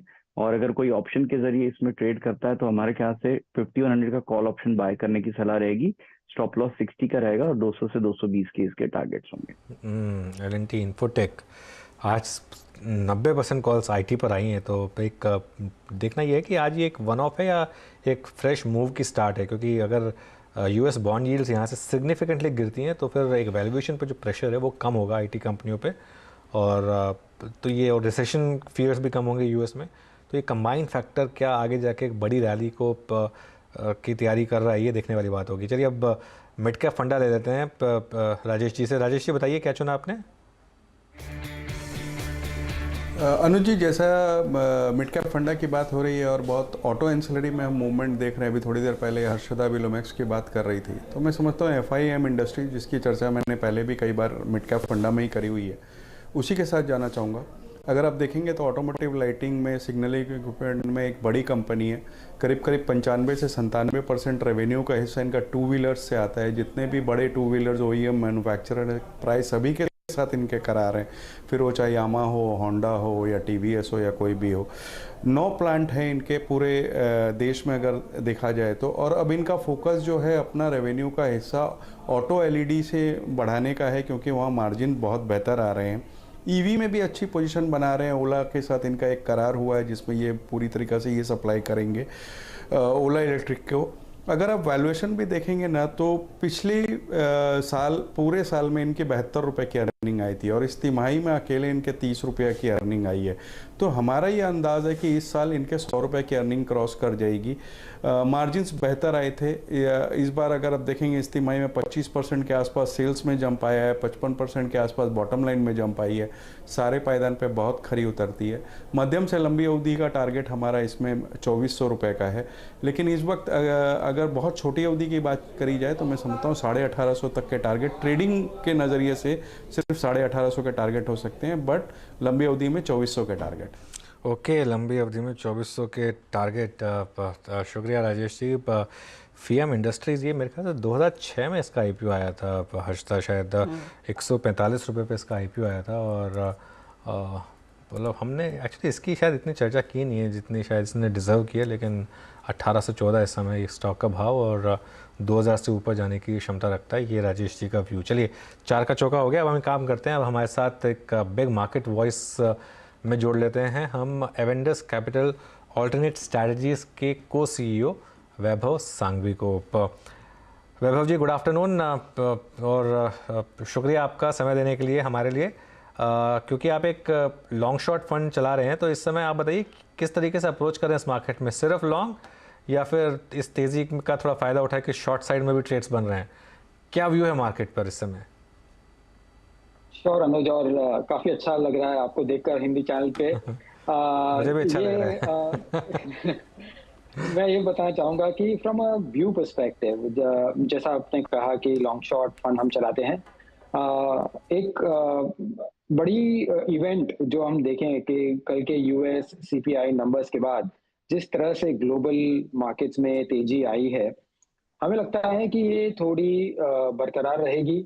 और हमें लगता है कि इंक्रीमेंटली जैसे जैसे फेड गवर्नर्स डिफरेंट स्पीचेस देंगे और फेड एक्शन थोड़ा मोर क्लैरिटी की तरफ आएगा, हमें लगता है कि जो टर्मिनल रेट की बात कर रहे थे वो भी डिसाइसिवली हमें लगता है कि कैप हो जाएगा और पेस ऑफ रेट हाइक्स भी कम होने लगेंगे। सो अगर आप नैरेटिव के हिसाब से हम देखें तो from a global perspective risk on trade possibility है। अगर हम इंडिया की बात करें और इमर्जिंग मार्केट्स की बात करें, आपने देखा डॉलर इंडेक्स नीचे आया है और उसके कारण काफी इमर्जिंग मार्केट्स में फ्लो की संभावनाएं भी बढ़ सकती है। तो ओनली थिंग इज के चाइना बहुत चीप है और इमर्जिंग मार्केट बास्केट में अगर कोई रीअलाइनमेंट करना चाहता है तो अगर चाइना स्टेबिलिटी आती है तो हम वेरी शॉर्टर टर्म में थोड़ा आउट परफॉर्मेंस ऑफ चाइना देख सकते हैं। But on an overall basis flow continued रहेगा इंडिया में और इंडिया भी प्रेफर्ड रहेगा in terms of momentum. Okay, तो शॉर्ट टर्म में भले ही चाइना थोड़ा आउट परफॉर्म कर ले इतनी बड़ी अंडर परफॉर्मेंस के बाद। वैभव, एक आज जो सबसे ज़्यादा चर्चा का विषय बना हुआ है, सुबह से सबसे ज़्यादा जो कॉल्स हमको आ रही हैं वो आईटी पे आ रही हैं। कल नैस्डैक में 7% की रैली हुई, बॉन्ड यील्ड्स में एक वन वे डिक्लाइन आया कल। तो एक मार्केट में थोड़ा सा एक रिलीफ बन रहा है कि शायद अब यहाँ से जो वैल्यूएशन की पिटाई हो रही थी वो बंद हो जाएगी और थोड़ा सा एक जो डर रिसेशन को लेकर लग रहा था शायद वो भी थोड़ा सा कम हो रहा है। आप इसको बाय करेंगे आईटी को इस डिक्लाइन के बाद जो आज रैली आई है उसमें बाय करेंगे, या फिर ये एक सेलिंग की अपॉर्चुनिटी है जो रैली आ रही है? नहीं अनुज, यू नो ऑफ कोर्स ये जो इंक्रीमेंटल इवेंट हुई है उसके कारण एक थोड़ी सी राहत मिली हुई है आईटी सेक्टर को। बट एसेंशियली अगर हम देखें मुख्यतः आईटी का रेवेन्यू देखें और मार्जिन्स देखते हैं, रेवेन्यू कंटिन्यूड प्रेशर में रह सकता है क्योंकि अगर आप ग्लोबल कंपनीज देखते हैं काफी ले ऑफ्स हो रहे हैं ग्लोबल आईटी कंपनीज में, और देयर इज अ प्रेशर कि जो पहले जो डिस्क्रेशनरी स्पेंड था वो डिस्क्रेशनरी स्पेंड में हम थोड़ी कटौती देख रहे हैं। सो हमें लगता है कि जो हाई मार्जिन बिजनेस है और वेंडर कंसोलिडेशन के कारण भी लार्जर कंपनीज की विजिबिलिटी रह सकती है। But you know as you go down वो हमें थोड़ी weakness on the revenue front specially दिख रही है। मार्जिन्स तो डेफिनेटली प्रेशर में थे, but going forward let's see how it pans out. But yes, incrementally एक डेटा वेरिएबल चेंज हुआ है, बट आई वुड नॉट, मैं ये एक वेरिएबल से व्यू चेंज अभी फिलहाल नहीं करूंगा। थोड़ी शॉर्ट कवरिंग हो सकती है, बट हम स्ट्रॉन्ग डिमांड ट्रेंड्स देखेंगे before taking a call. Demand trends के बाद ही दरअसल नए निवेश के बारे में सोचा जाए। लेकिन वैभव, एक चीज और हमने देखी है, क्योंकि नैस्डैक की चर्चा छिड़ी है तो न्यू इकोनॉमी स्टॉक्स की काफी धुलाई हुई, बीट और अमेजॉन, मेटा, हमने देखा किस तरह से टूटा वो काउंटर, जिस तरह की छटनी की खबरें वहां पर अक्रॉस बिग टेक में देखने को मिल रही हैं। इसका कितना रिपल इफेक्ट भारत में देखा गया है? क्योंकि आज के दिन आप देखिए पीबी फिनटेक, जिसका lock in pre IPO lock in खुलता है, स्टॉक 5.5% ऊपर है। नायका में हमने कल तगड़ी तेजी देखी थी, आज वो फॉलो थ्रू देखने को मिला। Zomato, despite that adjusted EBITDA वाला पूरा चक्कर, स्टॉक में एक बहुत बड़ी रैली देखने को मिली है। तो ये क्या प्राइमरीली एक रिलीफ रैली है या फिर यहाँ पर कुछ और अलग चश्मे से लोग देखने लगे इन कंपनियों को? जी, एक ध्यान में हमें रखना ये चाहिए कि ये सभी पैक जो है और स्टॉक्स है वो काफी करेक्ट हुए हैं अपने हायर लेवल से। Of course at these levels थोड़ी वैल्यू बाइंग आप कह लो या बार्गेन बाइंग कह लो, जो भी नॉमेनक्लेचर डाल सकते हैं वो कर सकते हैं। एट द सेम टाइम ये क्वार्टर के अर्निंग्स अगर देखें, वो क्वार्टर के अर्निंग्स कंपैरेटिवली एक्सपेक्टेशन के हिसाब से थोड़े बेटर रहे हैं। तो एक पॉसिबिलिटी है कि यहाँ से थोड़ी रिलीफ रैली हो सकती है। आप देख सकते हैं ये ब्लॉक्स में भी जब जब मार्केट में आते हैं तो काफी इंटरेस्ट बढ़ जाता है। So after this phase what we will wait, हम किस बात की राह देखेंगे is basically on the business, because valuation parameters आप 10 डिफरेंट फैक्टर्स लगा सकते हो और वो keeps on changing, but from a business perspective if they start to do well तो एक कंस्ट्रक्टिव व्यू बन सकता है। वैभव जी, पता नहीं आप इंडिविजुअल स्टॉक पे कमेंट कर पाएंगे नहीं, जो बैंक निफ्टी में आज रैली हुई उसमें एचडीएफसी बैंक का काफ़ी कंट्रीब्यूशन है, और एक डिबेट अब यहाँ पर ये है कि आगे जाते हुए क्या एचडीएफसी बैंक की जो इतनी बड़ी अंडर परफॉर्मेंस रही है 3 साल की, वो करेक्ट होगी कि नहीं, या आईसीआईसीआई बैंक के लीडर रहेगा? बैंकिंग की रैली को इन जनरल आप कैसे देख रहे हैं? बैंकिंग की रैली हम काफी टाइम से वेरी वेरी कंस्ट्रक्टिव रहे हैं। इनफैक्ट लास्ट 1.5 साल से हम क्वार्टर आफ्टर क्वार्टर इम्प्रूवमेंट देख रहे हैं अर्निंग्स में, एनपीएज में, और ओवरऑल बैंकिंग हेल्थ के हिसाब से बहुत ही अच्छी रिकवरी हुई है। लास्ट 1 ईयर में इवन दो कि फंडामेंटल्स ठीक हुए हैं, इतनी परफॉर्मेंस नहीं आई थी, primarily because banking as an was an over-owned name from an FPI perspective। FPI की काफी निवेश हुई थी उसमें, और जब FPI की आउटफ्लो हुई थी तब हम देखें कि पूरा बैंकिंग सेक्टर थोड़ा प्रेशर में था, इवन आफ्टर के अंडरलाइंग फंडामेंटल्स ठीक कर रहे थे। अभी हाल फिलहाल अभी ये ऐसा हुआ है कि while fundamentals are doing well, यहाँ FPI की सेलिंग भी रुकी है और यहाँ से इम्प्रूवमेंट भी देख रहे हैं हम फ्लोज में भी फ्रॉम द पॉजिटिव साइड। सो हम कहें कि 2 प्रकार के टेलविंड्स आ रहे हैं और इसलिए हमें लगता है ये सेक्टर कंटिन्यूड रहेगा in terms of the performance. अभी उसमें कौन से कॉन्स्टिट्यूएंट्स बदलेंगे, वेदर वो पीएसयू होगी, प्राइवेट होगी, वो काफी टैक्टिकल होगा, but on an overall sector basis momentum continued रहेगा। Interesting trend in fact across the board आज के दिन भी बनता हुआ दिखाई दे रहा है बैंकिंग काउंटर्स में। लेकिन एक और पॉकेट जहां पर मैं आपकी राय लेना चाहूंगी, जो ये हाल ही में हमने देखा एबीबी जैसे स्टॉक में कल तेजी बनती हुई दिखाई दी थी, and as luck would have it वो आज एमएससीआई का हिस्सा है। लेकिन L&T is come back on the mutual fund radar, बहुत लोगों ने यहाँ पर इन्वेस्टमेंट करना शुरू कर दिया है। इस सेक्टर को लेकर वैभव आप कितने कॉन्फिडेंट हैं, और एलोकेशन के लिहाज से क्या आपको लग रहा है इस कोर सेक्टर में और निवेश आता हुआ दिखाई देगा?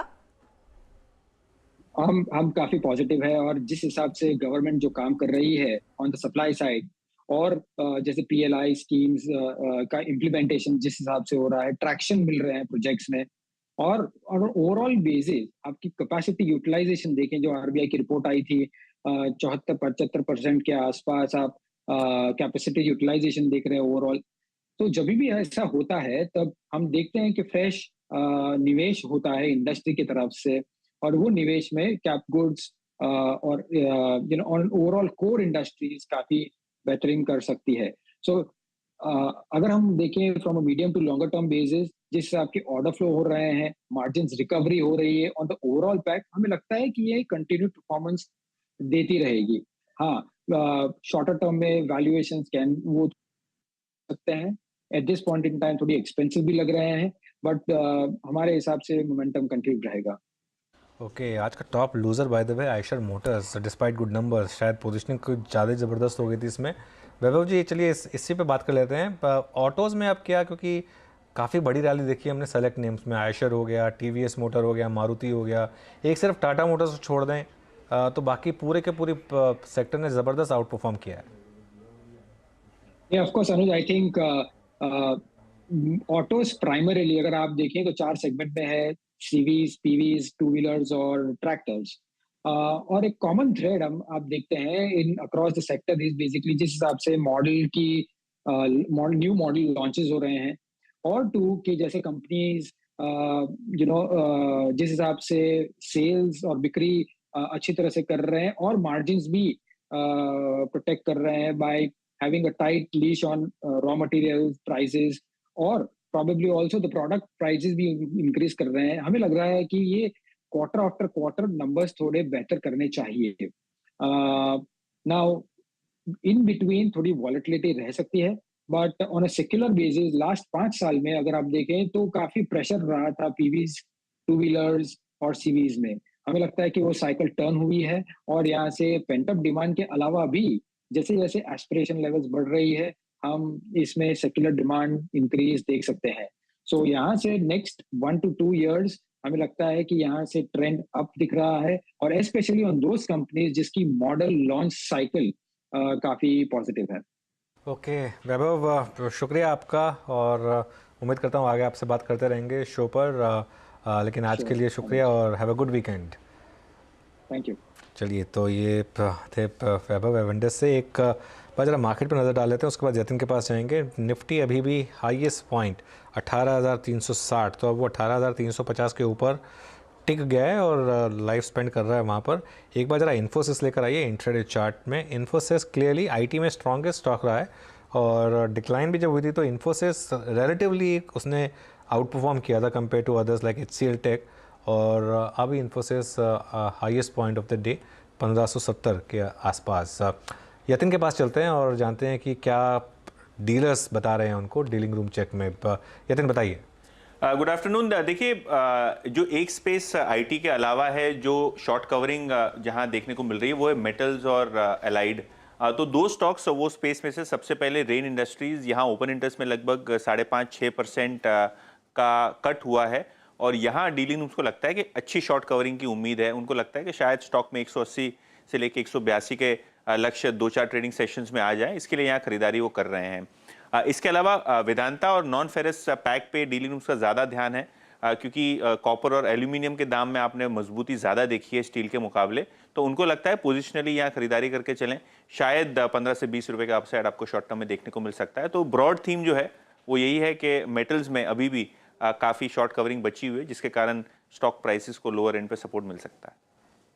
एक स्टॉक जहां पर काफी ज्यादा चर्चा होती दिखाई दे रही है। शुक्रिया यतिन इस अपडेट के लिए। इनफैक्ट वेदांत के लिए वो खबर भी आ रही थी दोपहर में कि सुप्रीम कोर्ट ने दरअसल सेंटर को रिविजिट करने को कहा है कि वेदांत को क्या यहाँ पर और फीस देनी चाहिए या नहीं, और उसके बाद स्टॉक में एक अच्छी खासी तेजी बनती हुई दिखाई दी थी। इनफैक्ट मैं आपको बता दूं एग्जैक्ट डिटेल, उन्होंने कहा एडिशनल 10% लेवी जो सरकार लगाने की बात कर रही थी ऑन वेदांता's परसेंटेज ऑफ रेवेन्यू, उसको रिविजिट करने की अपील या फिर गुजारिश सुप्रीम कोर्ट कर रहा है सेंटर से।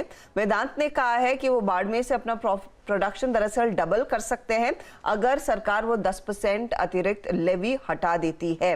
अब 6 हफ्तों का समय दिया गया है सरकार को इस पर मंथन करने के लिए और फिर वापस आने के लिए। वेदांता ने साफ कहा है कि 10% अक्रॉस द बोर्ड इंक्रीज सभी प्लेयर्स के लिए, वेदांता के लिए स्पेसिफिक नहीं है, एक अनरीजनेबल इंक्रीज है, लेकिन अगर हम प्रोडक्शन बढ़ा देते तो आइदर वेज हमारा ज़्यादा टैक्स होता है, सरकार को भी आउटपुट ज़्यादा मिलता है। वो आपके सामने वेदांत का शेयर। राजेश अग्रवाल, इस खबर को अगर आपने पढ़ा होगा, ये एक थोड़ी सी रिलीफ आई कि सुप्रीम कोर्ट सरकार को कह रहा है कि रिविजिट कीजिए एडिशनल लेवी की जो बात आपने छेड़ी है। अगर वाकई में ऐसा हो जाता है, आई एम नॉट श्योर सरकार रिकंसिडर करेगी या नहीं। स्टॉक आज तो 2% ऊपर था, क्या और तेजी आ सकती है इसमें?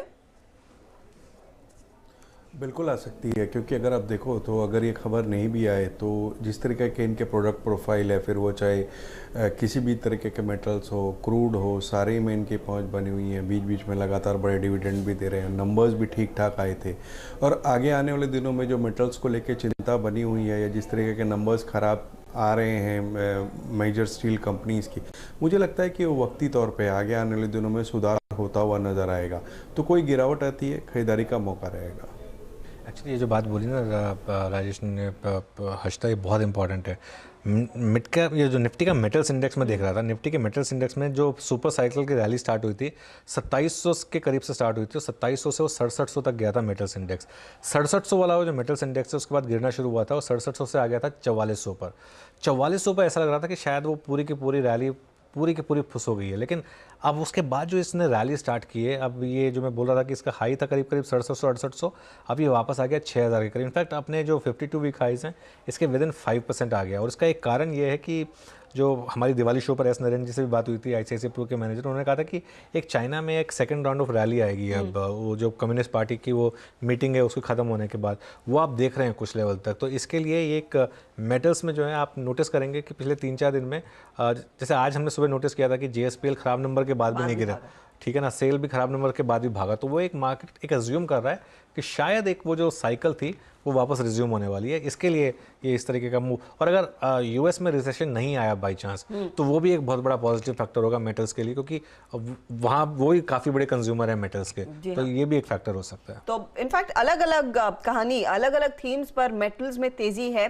समित, अगर आप ट्रेड लेना ठीक समझ रहे हैं तो किसके साथ जाएंगे, फेरिस या नॉन फेरिस, और कौन सा स्टॉक? देखिए बायस लास्ट 3-4 दिनों से हम पॉजिटिव रख रहे हैं और Hindalco, Tata steel, JSW steel ये प्रेफर्ड पेट रहे हैं। तो यहाँ पे हमें डेफिनेटली हम स्टील काउंटर के साथ जाना चाहेंगे, जिसमें JSW स्टील ने काफी एक ज्यादा इनहेरेंट स्ट्रेंथ लास्ट इनफैक्ट 1.5-2 महीनों से डिस्प्ले की है। तो काफी टाइम से उसके पीयर काउंटर्स को ये आउट परफॉर्म कर रहा था और आज भी अगर हम देखें तो लगभग इसके 7 महीने के हाईएस्ट लेवल के आसपास JSW स्टील यहाँ पे ट्रेड हो रहा है। तो यहाँ से 740-42 तक के तो एटलीस्ट आपको एक इमीडिएट लक्ष्य ये स्टॉक में हमें लग रहा है। तो definitely will go with JSW steel as a trader. यहाँ पे स्टॉप लॉस लगभग 702 के आसपास होगा और 742 का इसमें टारगेट रहेगा। ओके, तो 742 के टारगेट के लिए JSW स्टील में एक मौका। स्टॉक देखिए 1 महीने में करीब 12% के रिटर्न्स दिखा चुका है, तो यहाँ पर वो मोमेंटम जारी रहेगा। अच्छा, एक स्टॉक जो कल भी हम चर्चा कर रहे थे, नायका। गाबा साहब, आज तो एडजस्टेड चार्ट आ गया होगा ना आपके पास, 208 के लेवल्स पर है। कल की तेजी छोड़िए, आज भी करीब करीब 11% भाग गया स्टॉक। नहीं, आज भी नहीं आया है चार्ट, अब तक स्प्लिट दिखा रहा है, तो I will not be able to comment ji. लेकिन स्टॉक अच्छा, आप जोमेटो देख सकते हैं फिर? बिल्कुल, जोमेटो मैं देख सकता हूँ। जोमेटो का चार्ट अच्छा लगता है मुझे लगता है यहाँ पर लेना चाहिए। जो स्ट्रक्चरली जो चार्ट बना हुआ है, रिवर्सल पैटर्न बना हुआ है, उसका जो ब्रेकआउट मिला है जोमेटो का, करीब करीब मैं कहूंगा कि मिल गया करीब 67-68 जोन्स पर। इसका टारगेट मेरे हिसाब से 85 होना चाहिए, मैटर ऑफ टाइम। तो किसी को लेना है तो ले सकते हैं, 69 का स्टॉप लगाकर चले, 80-85 तक दिखाई देगा जोमेटो। यस, जोमेटो हर्षिता, यही नंबर अगर 3 महीने पहले आए होते, ये डिस्क्लोजर, तो स्टॉक नीचे होता। लेकिन क्योंकि आज मार्केट का मूड है थोड़ा सा प्लेटफॉर्म कंपनियों को, थोड़ा सा IT कंपनियों को, थोड़ा इनको रिवॉर्ड करने का, इसके लिए देखिए 14% का। और आज मार्केट ने फोकस, आपके ऊपर डिपेंड करता है आप किस चीज पे फोकस करेंगे। आज मार्केट ने फोकस, चलो डिस्क्लोजर तो दिखा रहे हैं बस, मतलब और सफाई आ गई, और मतलब कुछ ना कुछ बोल तो रहे हैं, एडजस्टेड EBITDA ये वो बोल तो रहे हैं। पहले जब शुरू में इनकी लिस्टिंग हुई थी, आपको याद होगा, इन्होंने कहा था कि हम एनालिस्ट कॉल नहीं करेंगे, फिर कहा था कि चलिए साल में 1 ही बार करेंगे, अब शायद हर क्वार्टर करेंगे। तो थोड़ा सा एक ये वही होता है कि स्टॉक मार्केट में जब मार्केट अपना एक रूप दिखाता है उसके बाद सब सीधे हो जाते हैं। तो ये एक्चुअली अब स्टॉक मार्केट के रीत रिवाजों से अलाइन होना शुरू हुए हैं। अलग, अब ये कंपनी ऑफ कोर्स एक अलग ही जोन से आई है, लेकिन अब इनको इन रिवाजों का भी पालन करना पड़ेगा। चलिए, STBT या BTST, ये हर रोज हम आपके लिए ट्रेड लेकर आते हैं जानकारों की तरफ से। इंडेक्स पहले आपकी स्क्रीन पर दिखाते हैं, 18,347 के लेवल्स पर निफ्टी, और निफ्टी बैंक 42,135 के स्तरों पर खड़ा है। ऐसे में क्या तेजी करनी है और किन स्टॉक में करनी है, या फिर कुछ मंदी के आइडियाज भी आ रहे हैं? कविता जी बताइए, ट्रेड क्या रहेगा? हर्षदा जी, HAL पर हमारा BTST ट्रेड होगा। हाल को अगर आप देखें पिछले आधी घंटे में इसने एक करेक्शन लिया 230 के आसपास एक अच्छा वॉल्यूम पिकअप होता हुआ दिखा है और अपने 10 वीक्स मूविंग एवरेज से यूजुअली ये काउंटर एक अच्छा मूव दिखाता हुआ दिखता है। सो हाल पर एक BTST ट्रेड लेंगे, 2440 का स्टॉप लॉस मेंटेन करना चाहिए। मुझे लगता है 2570 2600 तक के लेवल्स के लिए HAL can be the good BTST। Okay, तो HAL में एक तेजी का ट्रेड, सॉलिड नंबर्स और स्टॉक परफॉर्म भी कर रहा है। मानस, आपका ट्रेड? देखिए ABFRL को लेके जाएंगे। ABFRL के पैटर्न अगर आप देखें तो गिरावट देखने को मिली पिछले 5-6 दिनों में और स्टॉक अपने फाइनली 100 मूविंग एवरेज के आसपास आया, वहां पर सपोर्ट लिया। आज हमें पुल बैक देखने को मिल रहा है और 60 मिनट चार्ट पे स्टॉक ने हायर टॉप हायर बॉटम का कंफर्मेशन दिया है। तो ABFRL में खरीदारी करिए, 314 का स्टॉप लॉस लगाइए और 330 जो कि 22 मूविंग एवरेज है उसको अपने टारगेट सेट कर दीजिए। तो एक और तेजी वाला ट्रेड ABFRL में देखिए 330 के टारगेट के लिए मौका आपको है सोमवार तक कैरी करने का। राजेश सातपुते। हर्षदा जी, देखिए मैं कमिंस इंडिया को लेकर जाऊंगा। मेरे हिसाब से यहाँ पे अच्छी स्ट्रेंथ बनी हुई है, हर डिप पे यहाँ पे बाइंग होती है। यहाँ पे सपोर्ट बनता है 1330 के आसपास, फ्यूचर में 1353 के आसपास ये है। सो ये सपोर्ट आप थोड़ा सा ध्यान में रखिए। अगर आपको 1330 का एंट्री मिलता है, जो कि अभी फिलहाल तो पॉसिबल नहीं है, तो आपको 1330 के हिसाब से ही स्टॉप लॉस लगाना पड़ेगा, क्योंकि वो डिप मिलता ही है। सो ये स्टॉप लॉस होगा थोड़ा डिप 1310 का, लेकिन चार्ट देखिए मुझे लगता है इस फॉर्मेशन बना रहा है और इसका ब्रेकआउट लेवल है 1370। सो 1370 के ऊपर अगर कमिंस चलता है तो ये 1400 प्लस का टारगेट बहुत इमीडिएट बेसिस पे अनफोल्ड करेगा। So Cummins is a buy, stop loss थोड़ा मैं डीप रखूंगा 1310 का। ओके, 1310 का एक कमिंस के लिए एक टारगेट रहेगा और इस समय 1347 का ये स्टॉक है, 1370 के करीब के टारगेट।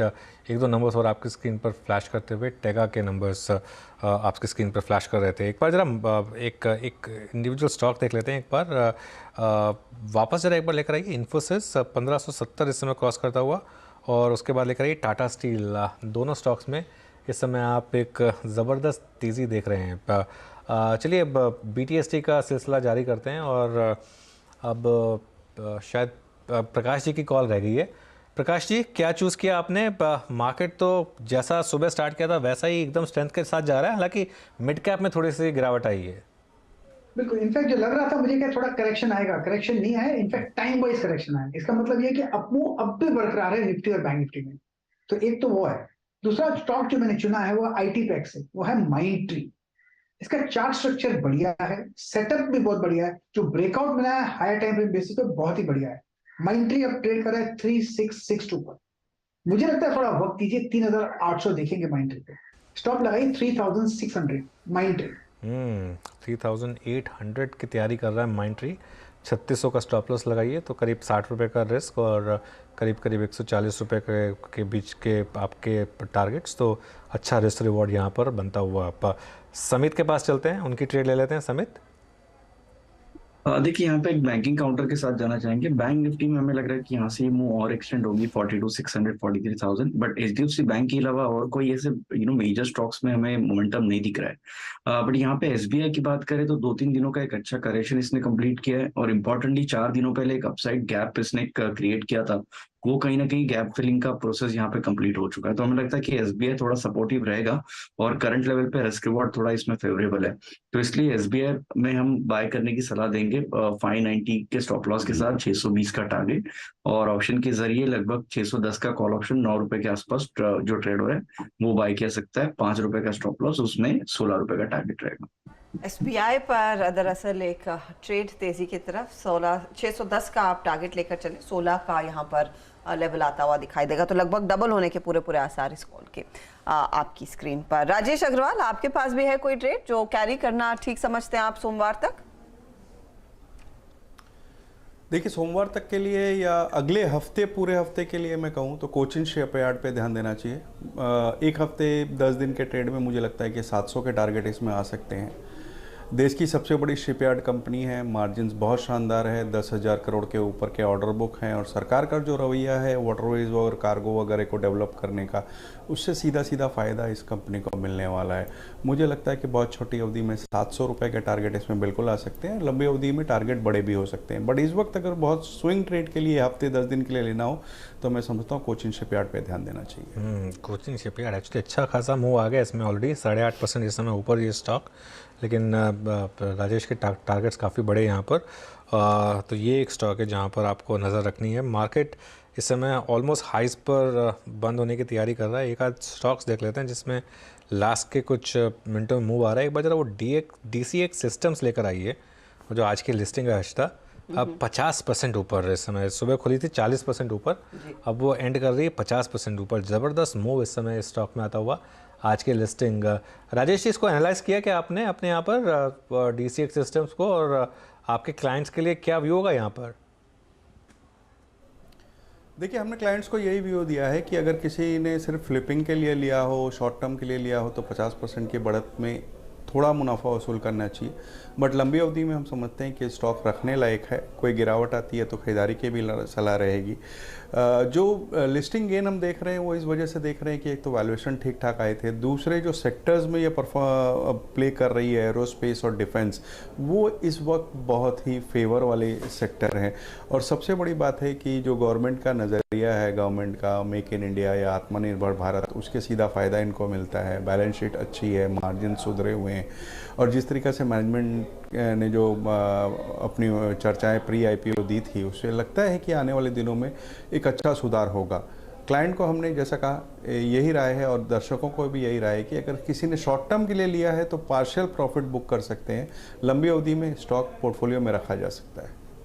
तो लॉन्ग टर्म के लिए दरअसल ये एक स्टॉक पोर्टफोलियो वाला है, लेकिन आप चाहें तो पार्शियल प्रॉफिट बुकिंग करें और बाकी का ट्रेड होल्ड कर सकते हैं। आज का पूरा मार्केट का हाल अगर आप देखेंगे, बैंक्स और टेक्नोलॉजी ये दो पॉकेट्स हैं जिन्होंने सबसे ज़्यादा थ्रस्ट दिखाया है तेजी की तरफ। बैंकों में तो ऑफ कोर्स HDFC बैंक और HDFC की अगुवाई में तेजी हुई, लेकिन मिड कैप IT में काफी स्ट्रेंथ। फर्स्ट सोर्स पर एक पिक आया, एम्फेसिस पर एक पिक आया, L&T इन्फोटेक पर एक पिक आया। माइंडट्री जैसे काउंटर्स भी स्क्रीन पर रखने चाहिए। बिरला सॉफ्ट ये सब भागे हैं। जाते जाते मानस, ये माइंडट्री या बिरला सॉफ्ट में कोई अपॉर्चुनिटी है क्या ट्रेड की? इनमें से कुछ आप पिक करेंगे? तो देखिए, माइंडट्री को लेके जाएंगे। हालांकि आज एक गैप अप ओपनिंग देखने को मिली, उसके बाद कोई मेजर मूव इंट्राडे सेशन में नहीं देखने को मिला, लेकिन ध्यान रखिए ये जो ब्रेकआउट देखने को मिला है 3630 के ऊपर, आई थिंक अब तो यहाँ पर आपको शायद 3950 तक के भाव देखने को मिलेंगे। तो अगर एक छोटा सा ट्रेड लेना होगा तो भी इसको लेके जाएंगे। 3600 रुपए के स्टॉप लॉस से यहाँ पर खरीदारी करिए, वहां पर आप एक लॉन्ग ट्रेड ले जा सकते हैं। मेरा समझना है कि 3775 36 आपको मंडे को देखने को मिल सकता है। ओके, माइंडट्री में अच्छा खासा ब्रेकआउट। माइंडट्री के साथ साथ LTI भी चलता है क्योंकि दोनों मर्ज हो रही हैं कंपनियां। अच्छा हर्षिता, न्यू लिस्टिंग की बात की थी तो एक बहुत इंटरेस्टिंग आंकड़ा आया मेरे सामने। इस साल के जो IPOs हैं, जून में 0, जुलाई में 0, अगस्त में 0। अगस्त में 2 आए जिन्होंने 1400 करोड़ रेस किए, सितंबर में 2 आए जिन्होंने 1560 करोड़ रेस किए, अक्टूबर में 3 आए जिन्होंने 1309 रेस किए, नवंबर में ऑलरेडी 8 और 10,000 करोड़ ऑलरेडी रेस हो चुके हैं। और दिसंबर में देखना होगा कितने आएंगे। हाँ, और मुझे लग रहा है कि अब हम वापस, क्योंकि कई कंपनियां अनुज जिन्होंने परमिशन ले रखी है, सारा क्लियरेंस हो गया, लेकिन मार्केट की वेट कर रहे हैं। वो ऑब्वियसली मार्केट पिकअप आ गया। तो 2021 में जो IPO आए थे वो आए थे करीब 1.18 लाख करोड़ के। उसमें बस एक चीज़ थी कि LIC की वजह से थोड़ा स्क्यू हो गया था मामला, लेकिन 2022 में 54,000 करोड़ ही रेज हुआ है। तो 2023 मुझे लग रहा है कि एक शायद IPOs के लिए एक रिकॉर्ड टाइप का ईयर बन जाएगा आगे जाते हुए। उनमें से कितने वो न्यू एज कंपनियां होंगी देखना, और उनकी किस्मत क्या होगी। 90% तो न्यू एज ही होगी ऑब्वियसली, लेकिन हाँ देखने वाली बात होगी कि यहाँ पे आगे क्या किस तरीके के IPO। आप देखिए, मोबीक्विक का अप्रूवल आ गया था, आपके इक्सिगो को अप्रूवल आ गया था। इक्सिगो एक IPO जिसे मैं वाकई में देखना चाहूंगी, वो लिस्ट करके क्या कमाल दिखाते हैं, क्योंकि मेक माई ट्रिप नहीं, आपका इजी ट्रिप ने क्या कमाल दिखाया है, रेट गेन में के बिजनेस में किस तरह की ग्रोथ देखने को मिली, और वो एक अच्छा प्लेटफॉर्म है, बहुत सॉलिड सर्विसेज देता है। तो वो एक इंटरेस्टिंग होगा। और पेटीएम का जो इमीडिएट कॉम्पिटिटर है आपका मोबीक्विक, उन्होंने तो डेट मार्केट से पैसे उठा लिए क्योंकि फंड्स की जरूरत थी। देखते वो आते हैं या नहीं। ओयो वोयो सबने अपने प्लान्स वैसे फिलहाल के लिए तो बदल दिए अब लेट्स सी वो क्या रिवाइज होते हैं और इन कंपनियों के लिए एक और कॉम्पिटिटर मार्केट में आता है या नहीं, और उनको मार्केट हाथों हाथ लेता है या फिर से इन्हीं की तरह हालत इनकी होती है। अच्छा, खिलाड़ी नंबर 1, हर रोज 11 बजे हम आपके लिए 3 जानकार लेकर आते हैं, तीनों के बीच मुकाबला होता है और फ्राइडे के दिन आपको बताते हैं किस जानकार ने कितने बढ़िया रिटर्न्स कमाए, कौन विजेता साबित हुआ है। एक्चुअली आइडिया यही है कि आपको ज्यादा से ज्यादा ट्रेड्स मिले और उसे एक अलग फॉर्मेट में हम पेश करते हैं। खिलाड़ी नंबर 1 इस हफ्ते हमारा साथ दे रहे थे विभोर वार्ष्णेय, पंकज जानदर और अमित त्रिवेदी। तीनों ने बहुत बढ़िया ट्रेड्स दिए और खास बात ये थी कि तीनों के ट्रेड्स दरअसल दोनों तेजी और मंदी के तरफ थे। फाइनल रिटर्न्स की स्थिति अब आपके सामने है। विभोर ने जो मोमेंटम दरअसल वेंसडे ऑनवर्ड्स पकड़ा उसको और भी तूल मिला, करीब 29% के रिटर्न्स इनके बने हैं, 8% के रिटर्न्स पंकज जानदर के। अमित के लिए इतना खास हफ्ता नहीं रहा क्योंकि इनके 1-2 ट्रेड्स जिनमें कन्विक्शन था उसे होल्ड कर रहे थे, लेकिन वो कल और आज में ज्यादा चले नहीं। कैस्ट्रोल और रेन इन्होंने लगातार कैरी किया था। चलिए, अब विभोर बने हैं इस हफ्ते के विजेता। खिलाड़ी नंबर 1 का ताज इनके सर पर जा रहा है। कांग्रेचुलेशंस विभोर, और फटाफट आपके लिए लेकर आते हैं विभोर के वो टॉप ट्रेड्स। इसमें दोनों तेजी मंदी के सौदे आपको दिखाई देंगे। मुझे याद है स्पेसिफिकली औरो फार्मा पर इन्होंने सेल कॉल दिया था, 7% की कमाई उसमें हुई। गोदरेज प्रॉपर्टीज नतीजों के बाद इन्होंने शॉर्ट किया, 4% की कमाई उसमें। तेजी की तरह स्वान एनर्जी, फैक्ट जैसे ट्रेड, सीजी पावर 2 दफा इन्होंने रखा आज और कल, सुदर्शन केमिकल जैसे ट्रेड्स, ये सब इन्होंने पिक किए थे। विभोर, कांग्रेचुलेशंस, बहुत ही सही पढ़ा है आपने मार्केट को और मार्केट के टर्न के साथ आपने अपनी स्ट्रैटेजी भी टर्न की। आज का ये जो मूव है उसे कैसे देख रहे हैं, और इन सभी ट्रेड्स में से कोई ट्रेड जहां पर अभी भी कन्विक्शन है जो आगे कैरी किया जा सकता है अगर हमारे दर्शकों ने लिया है? First of all thank you so much ma'am. और ट्रेड की बात करें तो फैक्ट अभी भी रडार पे है, सीजी पावर जैसा हम लोग मॉर्निंग में डिस्कस कर रहे थे वो भी देखा जा सकता है, प्लस स्वान एनर्जी में ऑलरेडी 213, 215 से 240 तक का मूव आ गया है, तो वहां पे थोड़ा सा प्रॉफिट बुक कर लेना चाहिए। फैक्ट और सीजी पावर को अभी भी इजीली होल्ड किया जा सकता है। और अगले हफ्ते के लिए कोई खास रणनीति आप भी इंतजार कर रहे हैं नई ऊंचाई का? अभी तो मोमेंटम काफी स्ट्रांग है और जो मुझे लग रहा है कि गुजरात इलेक्शंस की जो एक रैली आने वाली है वो कहीं ना कहीं धीरे धीरे फैक्टर इन होती जा रही है अभी से। तो बैंक निफ्टी में मोमेंटम अभी भी स्ट्रांग है, नंबर्स काफी अच्छे आए हैं हरी पीएसयू बैंक के। प्रोबेबली 43,000 44,000 भी इस साल देखने को बिल्कुल मिल सकता है। तो निफ्टी बैंक पर ही देखिए, सभी जानकारों की नजरें हैं और विभोर की भी। विभोर, शुक्रिया and all the very best. आगे भी बढ़िया ऐसे ही ट्रेड्स देते रहे। अगले हफ्ते ऑफ कोर्स 3 और नए चेहरे हमारे साथ जुड़ेंगे आपको बढ़िया ट्रेड्स देने के लिए। तो 42,145 पर निफ्टी बैंक, लेकिन कन्विक्शन देखिए 43,000 और सभी जानकार अब इस पर काफी अग्रेसिव कॉल्स देने को तैयार हैं। हाँ, वो ठीक है, लेकिन हर हफ्ते इस तरह के रिटर्न्स नहीं आएंगे। ये थोड़ा सा दर्शकों को ध्यान रखना चाहिए कि हर वीक अलग होता है और मार्केट में थोड़ा सा हो सकता है कि मार्केट नेक्स्ट वीक थोड़ा कंसोलिडेशन भी करे।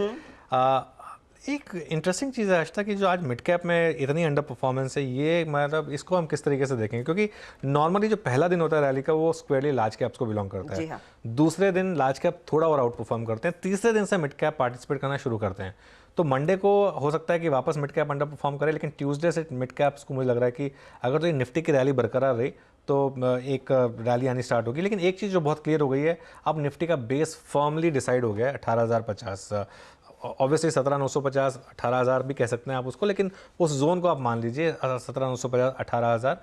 और बैंक निफ्टी का वो जो जोन था 41,500, कल आपको मार्केट ने क्या ज़बरदस्त वहाँ मौका दिया, 41,500 से बस थोड़ा नीचे गया और वहाँ से घूमा और वहाँ से आपको करीब 700 पॉइंट बैंक निफ्टी ने दे दिए हैं। और जिस तरीके से यूएस फ्यूचर्स हैं, ऐसा लग रहा है कि मंडे मॉर्निंग को एक और गैप अप की तैयारी कर रहे हैं हम, और शायद 42,500 बैंक निफ्टी पर और 18,450 निफ्टी पर पॉसिबल है मंडे को अगर गैप अप हुआ तो इनफैक्ट उन नंबर्स पर नजरें रहेंगी। लेकिन अब हम आखिरी 3 मिनटों में जा रहे हैं, तो फटाफट से आपके लिए एक तो वो लॉन्ग साइड वाली प्लेट लेकर आइए, फिर हम वॉल की तरफ बढ़ेंगे और दिखाएंगे आपको किस तरह का रुझान देखने को मिला है।